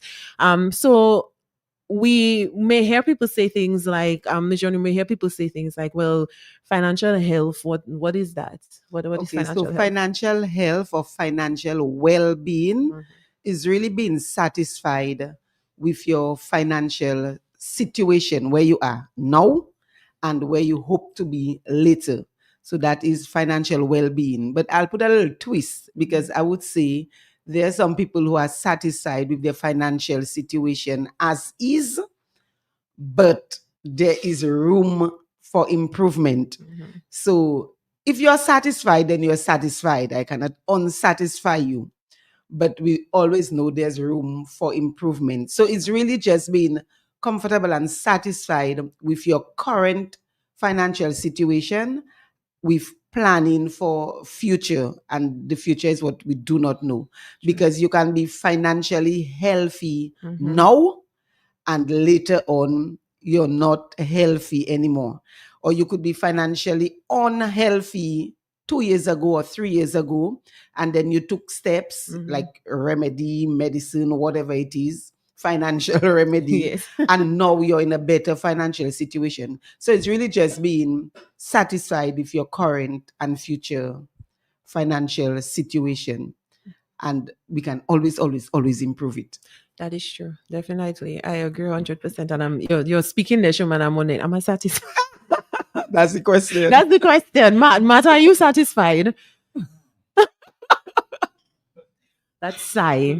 You could do better. All of us. Yes. All of us. Yeah, I really, think because so. I Yeah. do. All of us, we can always do better. So that of course to everyone listening is the first question that has come up from what Shema was saying is we need to sit and ask ourselves, are we satisfied? Yes. Are we satisfied with where we are heading? And we need to maybe make some changes. And so once you ask yourself that question honestly, am I satisfied with where I am financially? The answer can be yes, I am. And if I say yes, I am, but are there any rooms for improvement? And then I say, well, yes, I can probably save a little more. Probably now I can concentrate on retirement. Probably now I can do this, that. I always wanted a cruise, so maybe now I can do a cruise. And if the answer is no, I am not satisfied, then what are you going to do about it? And then we go into where you're at now, what's your current situation, and where you want to be. So what is your goal, your financial goal? And then based on where you are now and where you would like to be, we go through the whole process of how do we get there. Makes sense. So, of course, we know we're going to end up in that conversation about saving. And I'm even turning to you already because deep breath. It's a struggle. It's a struggle. I mean, we're here from the NCCU, and of course, we come on the radio all the time and tell people about all our savings plans that we have available, the different products and services, and we tell them Christmas Club, MRE, all the good things, and they are good things. But it's yes, they are great things. Thank you. But it's a struggle. Why? From your years of experience with doing the personal coaching, the personal advising, and even from the financial information aspect of it, what is their struggle? Why do people struggle to save so much? Okay, so let's talk on some things. The first thing people will tell you, they do not even make enough money, much less to be able to save. That's one thing. How I counter that, I say, but you were not working at a particular point. And having said that, I really wish at some point in the future, very soon, that we can introduce financial literacy and financial education in the school system, from the preschool, primary school, high school, college, because we went through the entire school system without anybody telling us about financial literacy. So I'd like to put, thing. So I would really like to put a plug there. And it's not just Dominica thing, eh? Yes. It's a regional thing. It's an international thing. They do not teach financial education. But at a certain point in your life, you were not working. You were unemployed, right? So you had no income coming in. And then you got a job. And that is where we need to start. Once they say, Shari, your salary is going to be $1,000, what did you do? So the first thing we have to do is allocate the salary. Okay, I'm going to get $1,000. And how do we start allocating it? And that sounds big at the time, huh? I mean, even if it's small, even if it is small, but it's really allocating it. So a lot of people, they get the salary and then they start spending and then they start incurring bills without saying on that $1,000, this is how I'm going to allocate. There are different strategies. You can spend 50%. You can do whatever you want with the order. I use 40, 30, 20, 10. So 40% will go towards your living expenses, 30% towards your wants and other expenses, 20% towards saving and investment, and the last 10% to give back. Give back for those people of the faith and they want to give back to their church. Give back in terms of your community. Give back. Now, you all work at NCCU. If your boss would say, well, things are tight, and so we're going to do a 10% cut. So you have a choice. We can either cut your salary 10% or we have to lay you off. Which one would you select? You take the 10% cut, yeah? You will take it, and Matthew will take the 10. I mean, we won't just say like 10% cut. You remember a couple of years ago, I think it was 2000, you were working at the time? The austerity measures. All of us took a cut. Exactly. We had no choice. Exactly. We had no choice in the matter. So if you take your mindset and you say, okay, so it's like a 10% cut, and that 10% you tell yourself, I have to save that hook or crook. But remember, when I was doing 40, 30, 20, 10, I did say 20 should be saving and investing 10 each, right? So we have to do since we start working, how much percent, and at least 10% of your salary should go towards saving. How do you do it? automating the savings is the best way to go. I have to talk, David. No problem. Listen, because I tell people all the time, every time we go out and we do any sort of financial literacy session, whether it's with adults, whether it's with children, and we've been doing them with the young children. So it's true what you're saying. If it was part of the curriculum, that would be a big plus, so we would be training people from small to think like that. But no matter what age we tell them, when that time comes, please do director, automate. Because no matter what, once that money gets into your hands, you will let it go. You will let it go, but just not into the savings, because no matter what, there's always something that you need to do with your money. Exactly. So once the money gets into your hands, it's the same as if you have $100 and you break it. That's it. So automating, so the savings thing, 10% as soon as you start working, that 10% make it automatic go to a savings. So if they tell you your salary is $1,000, your 10% is $100, send that straight into a savings, and just know your salary is $900 and you're working with that $900. So that is one of the issues. And then you need a save, especially when you're just starting the business, you need an account where you will not touch it. True. Right? And that's why I love the MRE from the credit union. I started that with $50, right? Because that's what I could afford at the time. And then as you get your increase, you increase it. So I always encourage my people to do an MRE.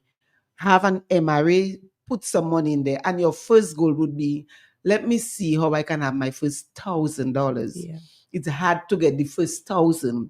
But once you see that $1,000 is saved, you start getting some momentum and feeling better. So you have to save now for those. Now we have a set of different people. So there are some people who work and they do not have an account. I would like to encourage them first to open an account because I'm with you. I don't want my other partners to get upset with me, but open an account at a financial institution. They can get upset. Hi guys, good morning to everybody else listening, all the other credit unions and the banks. Right. But we're going to say open the account at NCCU. Your program, so no problem. So open an account at a financial institution. So that's for people without any account. So they need to do that. Those people that already have an account, regulate the savings, remove your 10%. And if 10% is really, really choking, start with 5%. But you have to remove directly from your salary. Do not physically take it and go and bring it to NCCU. Do an automated. No, I know some of my people said that their employer, they do not do the direct deduction, right? Which is fine, because with the platforms we have now, if your money is going to that bank, you can actually send it yourself to NCCU and automate it. Right, that is so true. You can say occurring every month on the 1st or on the 31st or whatever it is. So they need to automate. Now, there are some people who they're doing that, so they have their account, it's automated, they're saving, and then they're just at that stage and nothing else. Now you get 2% on your savings, right? If you do not have an MRE. If you don't have an MRE, yes. So that's where we put the plug for the MRE at 4%. I love MRE, so I can speak for MRE. So that's why you put the plug for the 4%. But when you're starting off, if you put your money in there, you get 2% every year on your savings. So we would like to know, there's some people that have a lot of money on their savings and they're doing nothing with it. And they're really just investing 2%. But you have to think about inflation.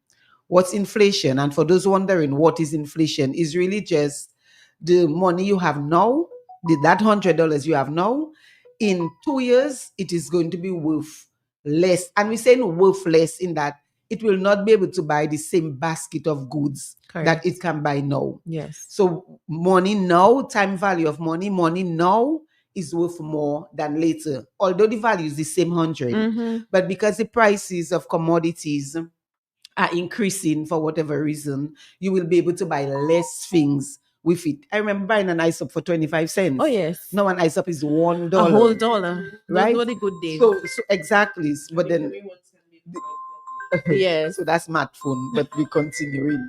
So you have to now move to investing.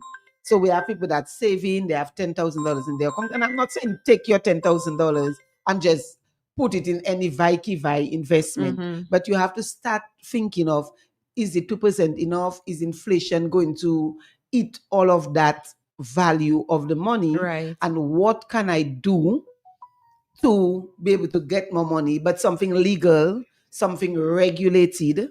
So we have the Eastern Caribbean Stock Exchange. I know it's sounding much, but I just want to go piece by piece with people, but just start thinking of what it is I can do. If you can braid very well, maybe now I can take some of that money and start doing my little braiding session outside of work, because we want people to think additional sources of income. I mean, we are working and we are grateful that we are working, but if we want more, we cannot really depend on that money, that one-time salary. And in Dominica, most people get paid once a month. Maybe the financial institutions twice a month, fortnight. but generally we get paid once a month. Yeah. And it's really difficult, and to have a social life and to look after children and to pay rent or mortgage, it's a lot. So we have to very early start with what it is we're trying to accomplish, your financial goal, and how do we get there. So, okay, Shema, so you said something, and I have I don't want to say, it's almost like a caveat. Because there's something that we notice as well. How do you deal with these two situations? One, where somebody says to you, I don't trust financial institutions, so I'm not even opening any account, and I'm not putting my money in an account So I would at all. Yes, I'll put it in my pillowcase, under my mattress. So if somebody would say that to me, I would say, okay, but are you aware that your home can be broken into and all the money can be stolen? That's one. Do you get any interest on your money when you put it under your pillow? Have you heard of any financial institutions in Dominica going belly up that people did not get their money? So if that's what it is, you have never heard that, we have never had that situation, why would you not put your money in a financial institution where you can get 2% interest? So send them to me. When they come with that, just send them to me. I will have a conversation with them. Okay. My next one. And what about people who you have the conversations with and you see specifically that they're trying to live above their means? So we have questions coming left and right. Right. You have conversations with people sometimes, and you realize that okay, they may have great ideas, in terms of what they want to accomplish, and a plan is always good. Right. However, you realize that plan exceeds. But live above their means. That's where the coaching comes in. Because so when I'm coaching, if I'm coaching you one-on-one, because as a coach, I don't tell you cannot do that, or that not making sense. I cannot do that. So I would speak to you and question you. And based on my line of questioning, you will realize for yourself that probably you have to adjust some things, probably you have to change something, probably that is not feasible or reasonable or attainable at that time span based on your resources. So that's where the one-on-one coaching comes. While I say live within your means, which is a phrase I always use, cut your cloth to suit, I also still challenge people in terms of, if you want more, you can get more. It's like have your cake and eat it. If you want more, you can get more, but you have to do more. So you cannot want more on your already burdened salary. It will not work. So for example, I know I want to go and do a trip. So I will push in another legal area to get some additional funding to fund my trip. Because most people, their monthly salary or their day job, their 8 to 4, that salary is already burdened. It's booked. It's booked. It's allocated. So now you have to look, if I want to do more, if I want to go on a cruise, if I want to do a vacation, whatever it is I want to do, what else can I do to gain additional money? And there are plenty little things, The amount of time I see people just chill at home, go on their phone, do TikTok, watch what I post, and there's so many other things they could do. Like your neighbor backyard, ask them to clean it, water the plants. So your neighbor, she always busy. I'm talking about myself. Yeah. Tell her you'll water the plants every month. She'll give you $50 or $100. Clean the bed. Plant trees, little things, power wash, paint.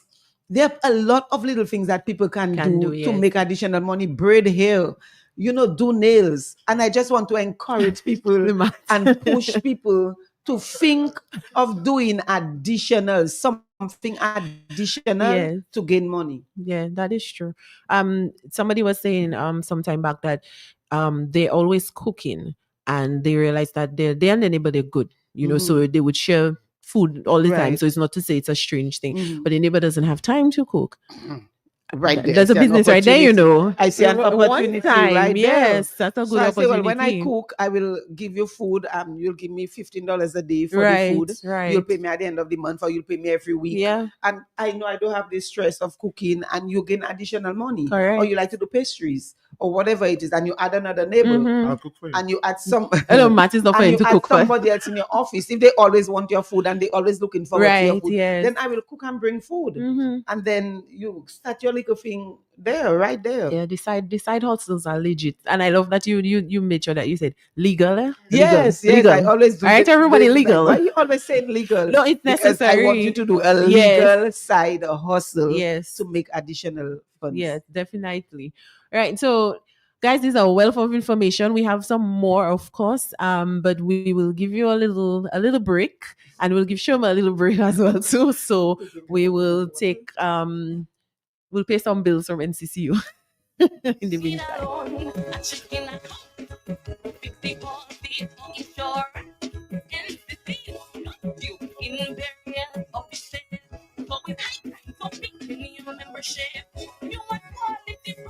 We have that. You want quality services, we have that too. Our services will help make your dreams come true. That's a fact. Hurry up to NCCU, your community financial partner. Yes, to support you through all disaster. At NCCU, trust that we can. The kind of loyalty you cannot find anywhere. National Cooperative Credit Union, education, training, and information. Self-help, responsibility, democracy, equality, solidarity. NCCU, we have no heart for our members. So become a member today in one of our local offices to help us make your dreams come true. 255-2126. NCCU, your community financial partner. From the cradle to the grave, NCCU, you don't have to do slave. NCCU, you need a loan you want to save. NCCU, welcome and visitors today. Hey, with a commitment to quality, therefore you and me was one the family, but now with the community, making life easy, like everything. No matter who you are, you can benefit. When you bring your mortgage with rates as low as 5% and loans for all your needs. Open an MRA, save for your golden years and take advantage of our savings product. We will finance your business. Checking accounts, small business loans, wire transfers, and so much more. NCCU all the way. Wow. Your community financial partner. NCCU. You need a loan, a checking account, 60-40 on shore. NCCU got you in various offices. So with so picking your membership. You want quality products, we have that. You want quality services, we have that too. Our services will help make your dreams come true. That's a fact. Hurry up to NCCU, your community financial partner. Yes, support you through all disaster. At NCCU, trust that we can. The kind of loyalty you cannot find anywhere. National Cooperative Credit Union, education, training, and information. Self-help, responsibility, democracy, equality, solidarity. NCCU, we have no heart for our members. So become a member today in one of our local offices to help us make your dreams come true. 255-2126. NCCU, your community financial partner. Now back to you. Welcome back, everyone. Welcome back.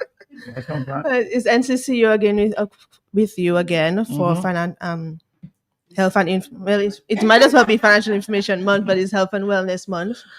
And of course, we have Shirma John here with us, the FIM coordinator. So Shirma, we wanted to go a little bit more into asking, in your line of work, you are privy to people's spending habits, what it is they do with their money. So what kind of connection do you see between finances, financial stress, and the overall well-being of these people? Let me tell you something. If you see financially things are bad, you're going to be physically sick. You get me? That. You can be physically sick, but financially healthy. I mean, you'll take the money and get your treatment. But if you see you're financially sick, it's also going to make you physically sick. Yes, Matt? You agree? True. That's true. Because when you see you haven't got money to do basic things, first of all, you get a headache. They start with a headache. Then you cannot sleep. Then there's a little pain that has come behind the neck. That's the stress pain. So once you see your finances are not in order, it can have you depressed. It can have you unhappy. It can break up your marriage. It can have the relationship in the house. If you're renting with roommates or whatever, it can create friction. Financially, if your partner not providing and unable, you just don't feel to lie down. You're just not in the mood. Your head hurts. You just think. And then when you cannot sleep. Once you cannot sleep, then it affects your whole operations and all of that. So it's very important that we be financially healthy. And financial wealth, like it's our welfare. So financial health is really about knowing what your current financial situation is and deciding if you're comfortable with it that way, if you want to move it a notch up, if you want to move it 2 notches up, and how you're going to do it. So financial wealth is very, very important. Yeah, so can you probably share a few cases maybe in terms of spending habits? Because we already know we say the salary not enough already, but in your spending, are there some habits that we need to avoid? Avoid in terms of spending? Like, look what this morning, I try not to work with money.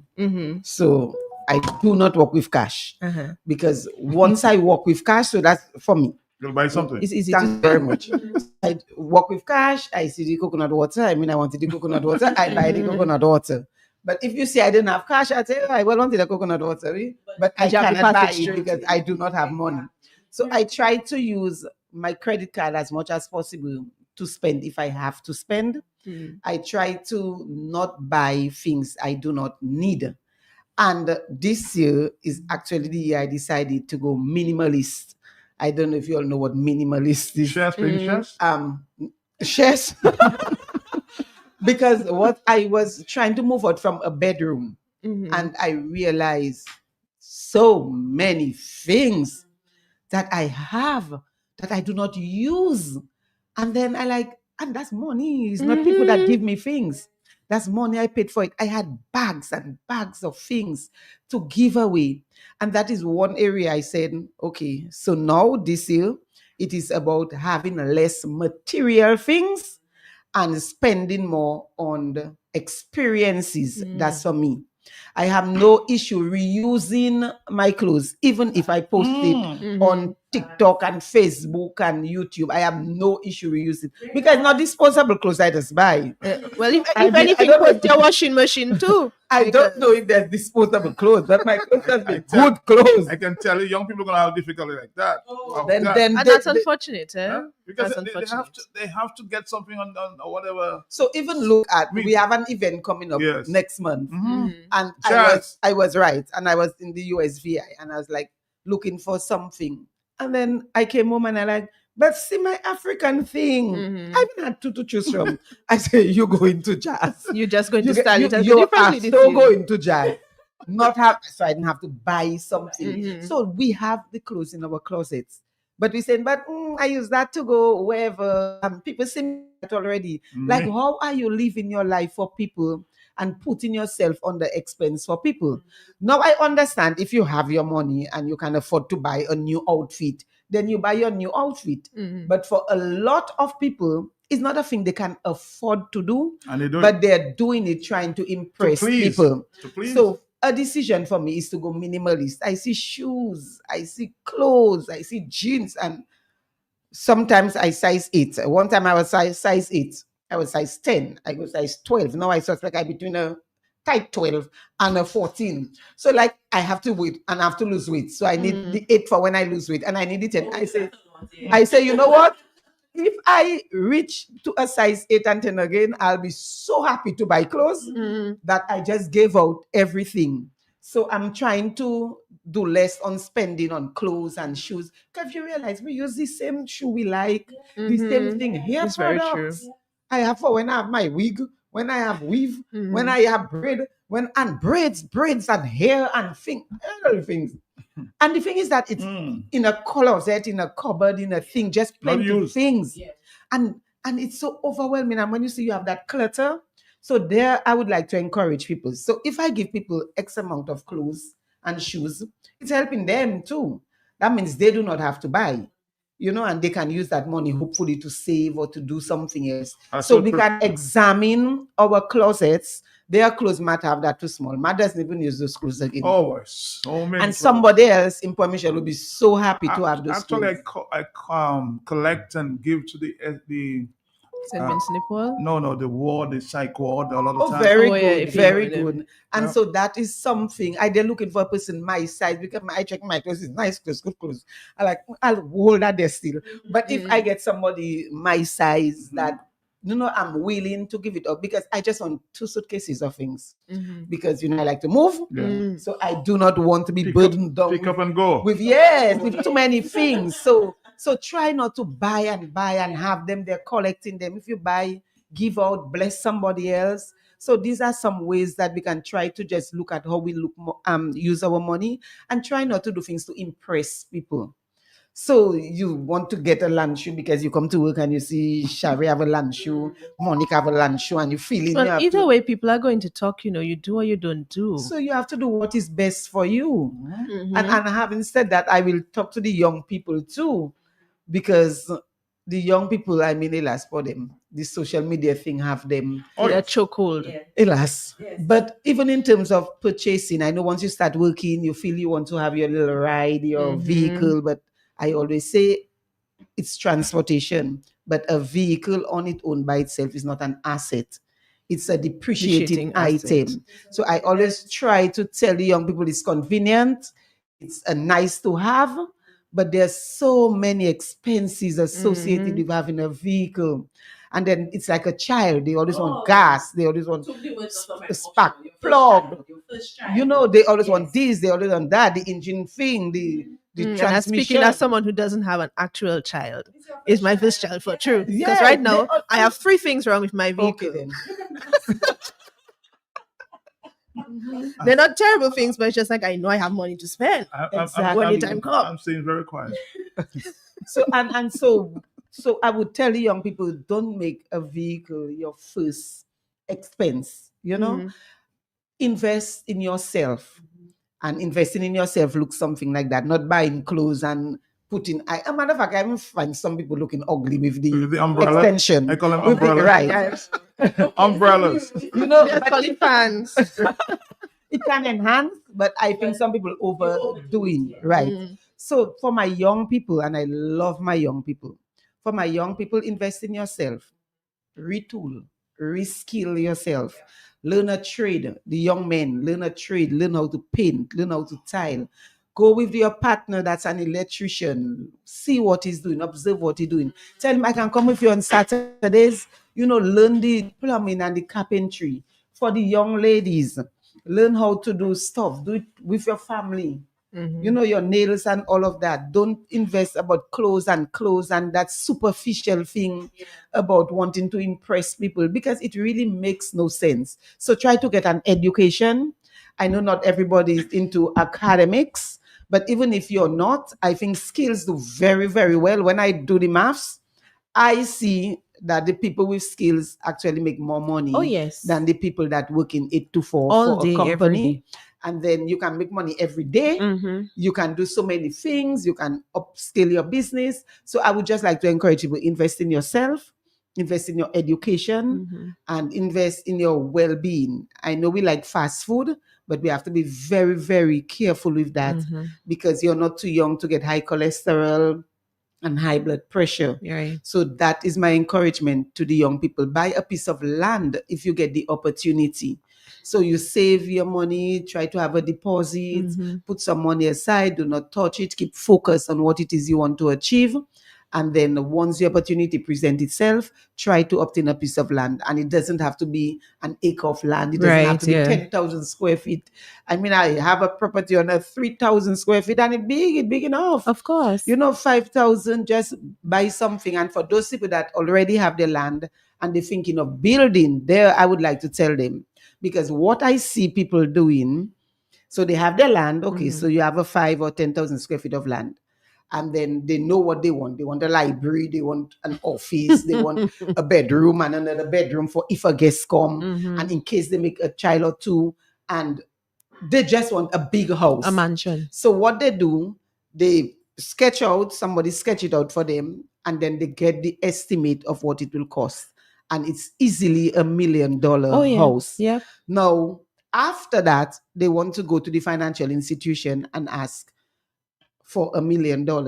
And I would like to encourage you, but that is not how it should be done. So if you have a piece of land, or even if you do not, based on your salary, the process should be based on your salary and your commitments. You take that to the financial institution and you can cross-check NCCU and other financial institutions. So you take it to them. So my salary is $4,000. These are my expenses. Based on my salary and the expenses I present to you, how much money do I qualify for in terms of a mortgage? Shama, I wish Matt was there because I would tell him to play a round of applause.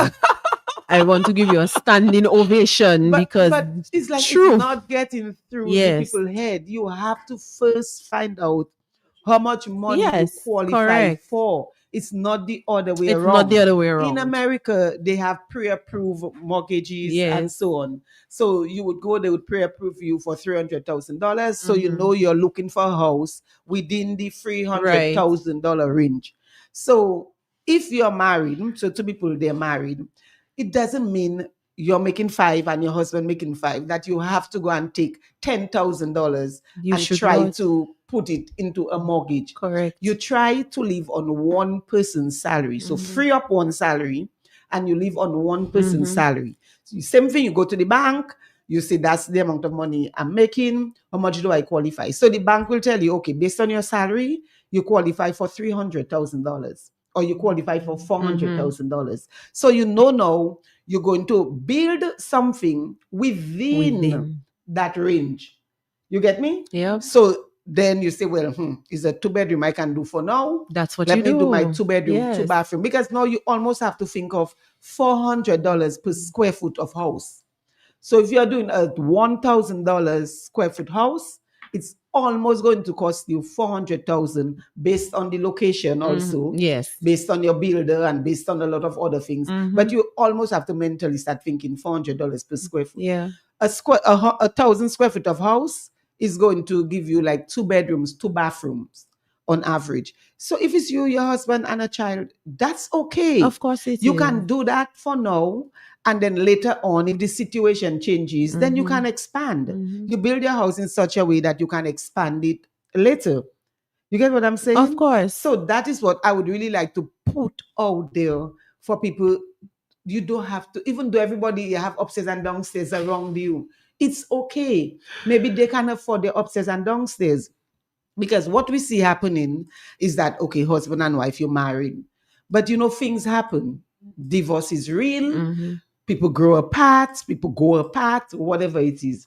Now you come to a situation where you have to separate. But because you did the combined income and you have such a huge house and the payback is so much, neither of you can buy out the other. Right. To be able to own that house and to at least keep the children in the same house or whatever it is.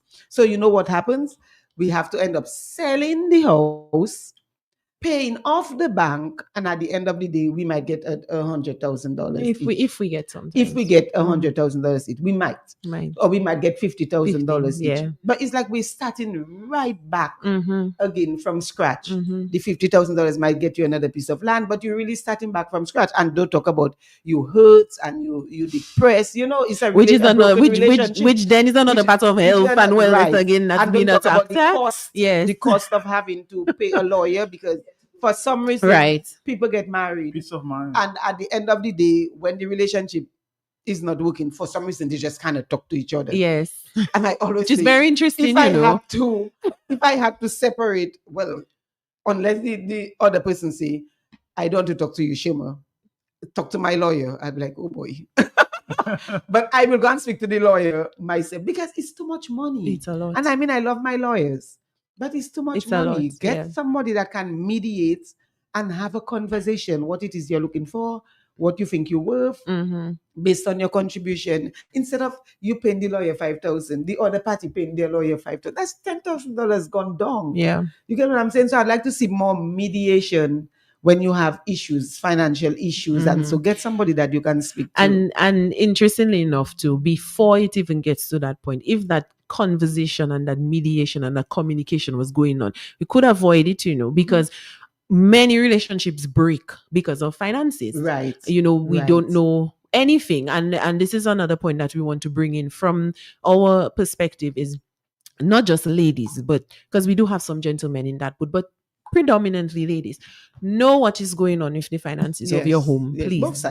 Both sides. Please. Yes, please know what is going on with the money that is being used, that's being used to pay things, that's being used to circulate, whatever it is. Don't say, my wife is an accountant. She'll handle that. My husband works in the bank. He works at the credit union. He works with Shoma at ECCB. They're okay. We good. We good. Then you find out, then you find out some bills were never paid. Then you find out the savings missing a chunk from it. You're not even a beneficiary on an account. So there's a lot. So we always like to make sure we say in relationships, both parties need to be aware of what is going on. There will always be one who maybe knows more. Right. And because it might be your job to know those things. So that's fine. Right. But you have to know what is going on. You cannot just be sitting there in the dark, blind to everything. Right. And then when, as we say, things hit the fan, then you're stumped. And then imagine having a GP and you broke. I mean, Shoma, that is mental health crisis. Thank you. So you're going to a third one now, like mentally, you just not in it. So what happens when the man gives his entire salary?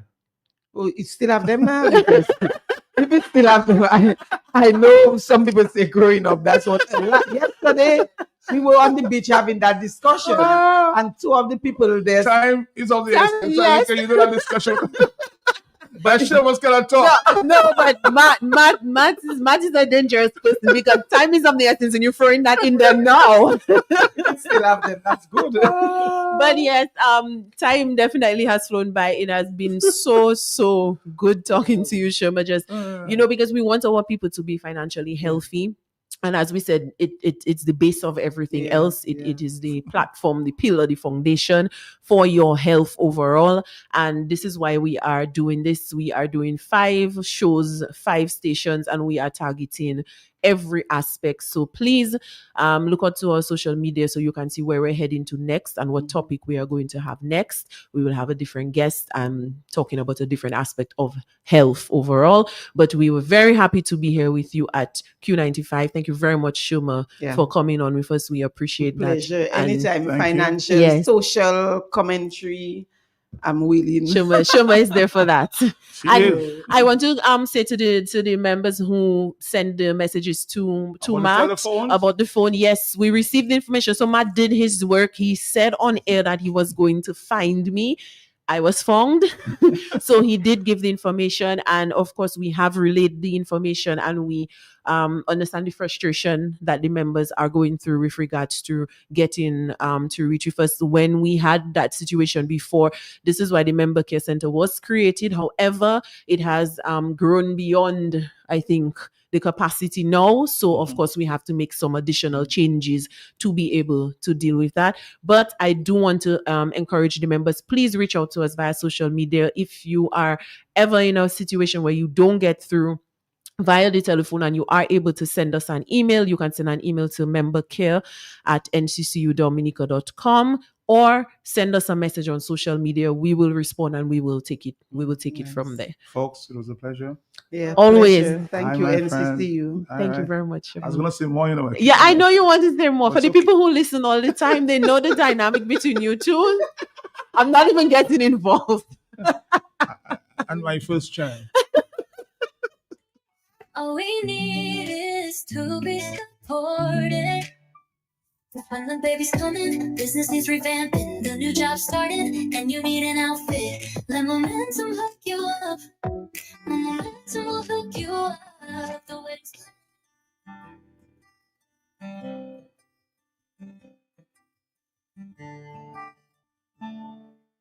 Would you dance if I asked you to dance? Would you run, never look back?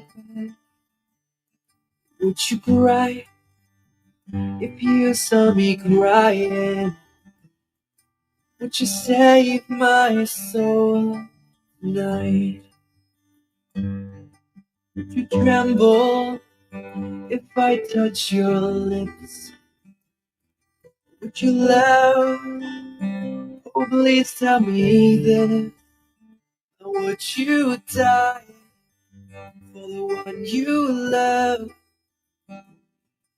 Hold me in your arms tonight. I can be your hero, baby. I can kiss away the pain.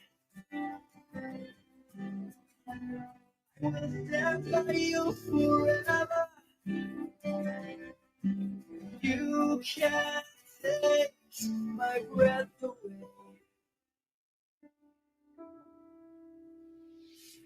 Would you swear that you'll always be mine?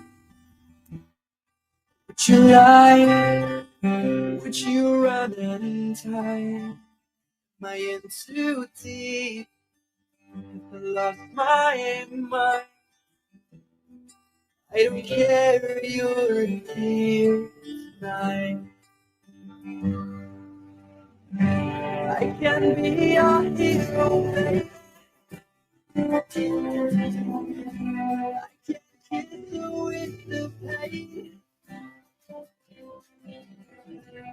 I will stand by you forever. You can't take my breath away.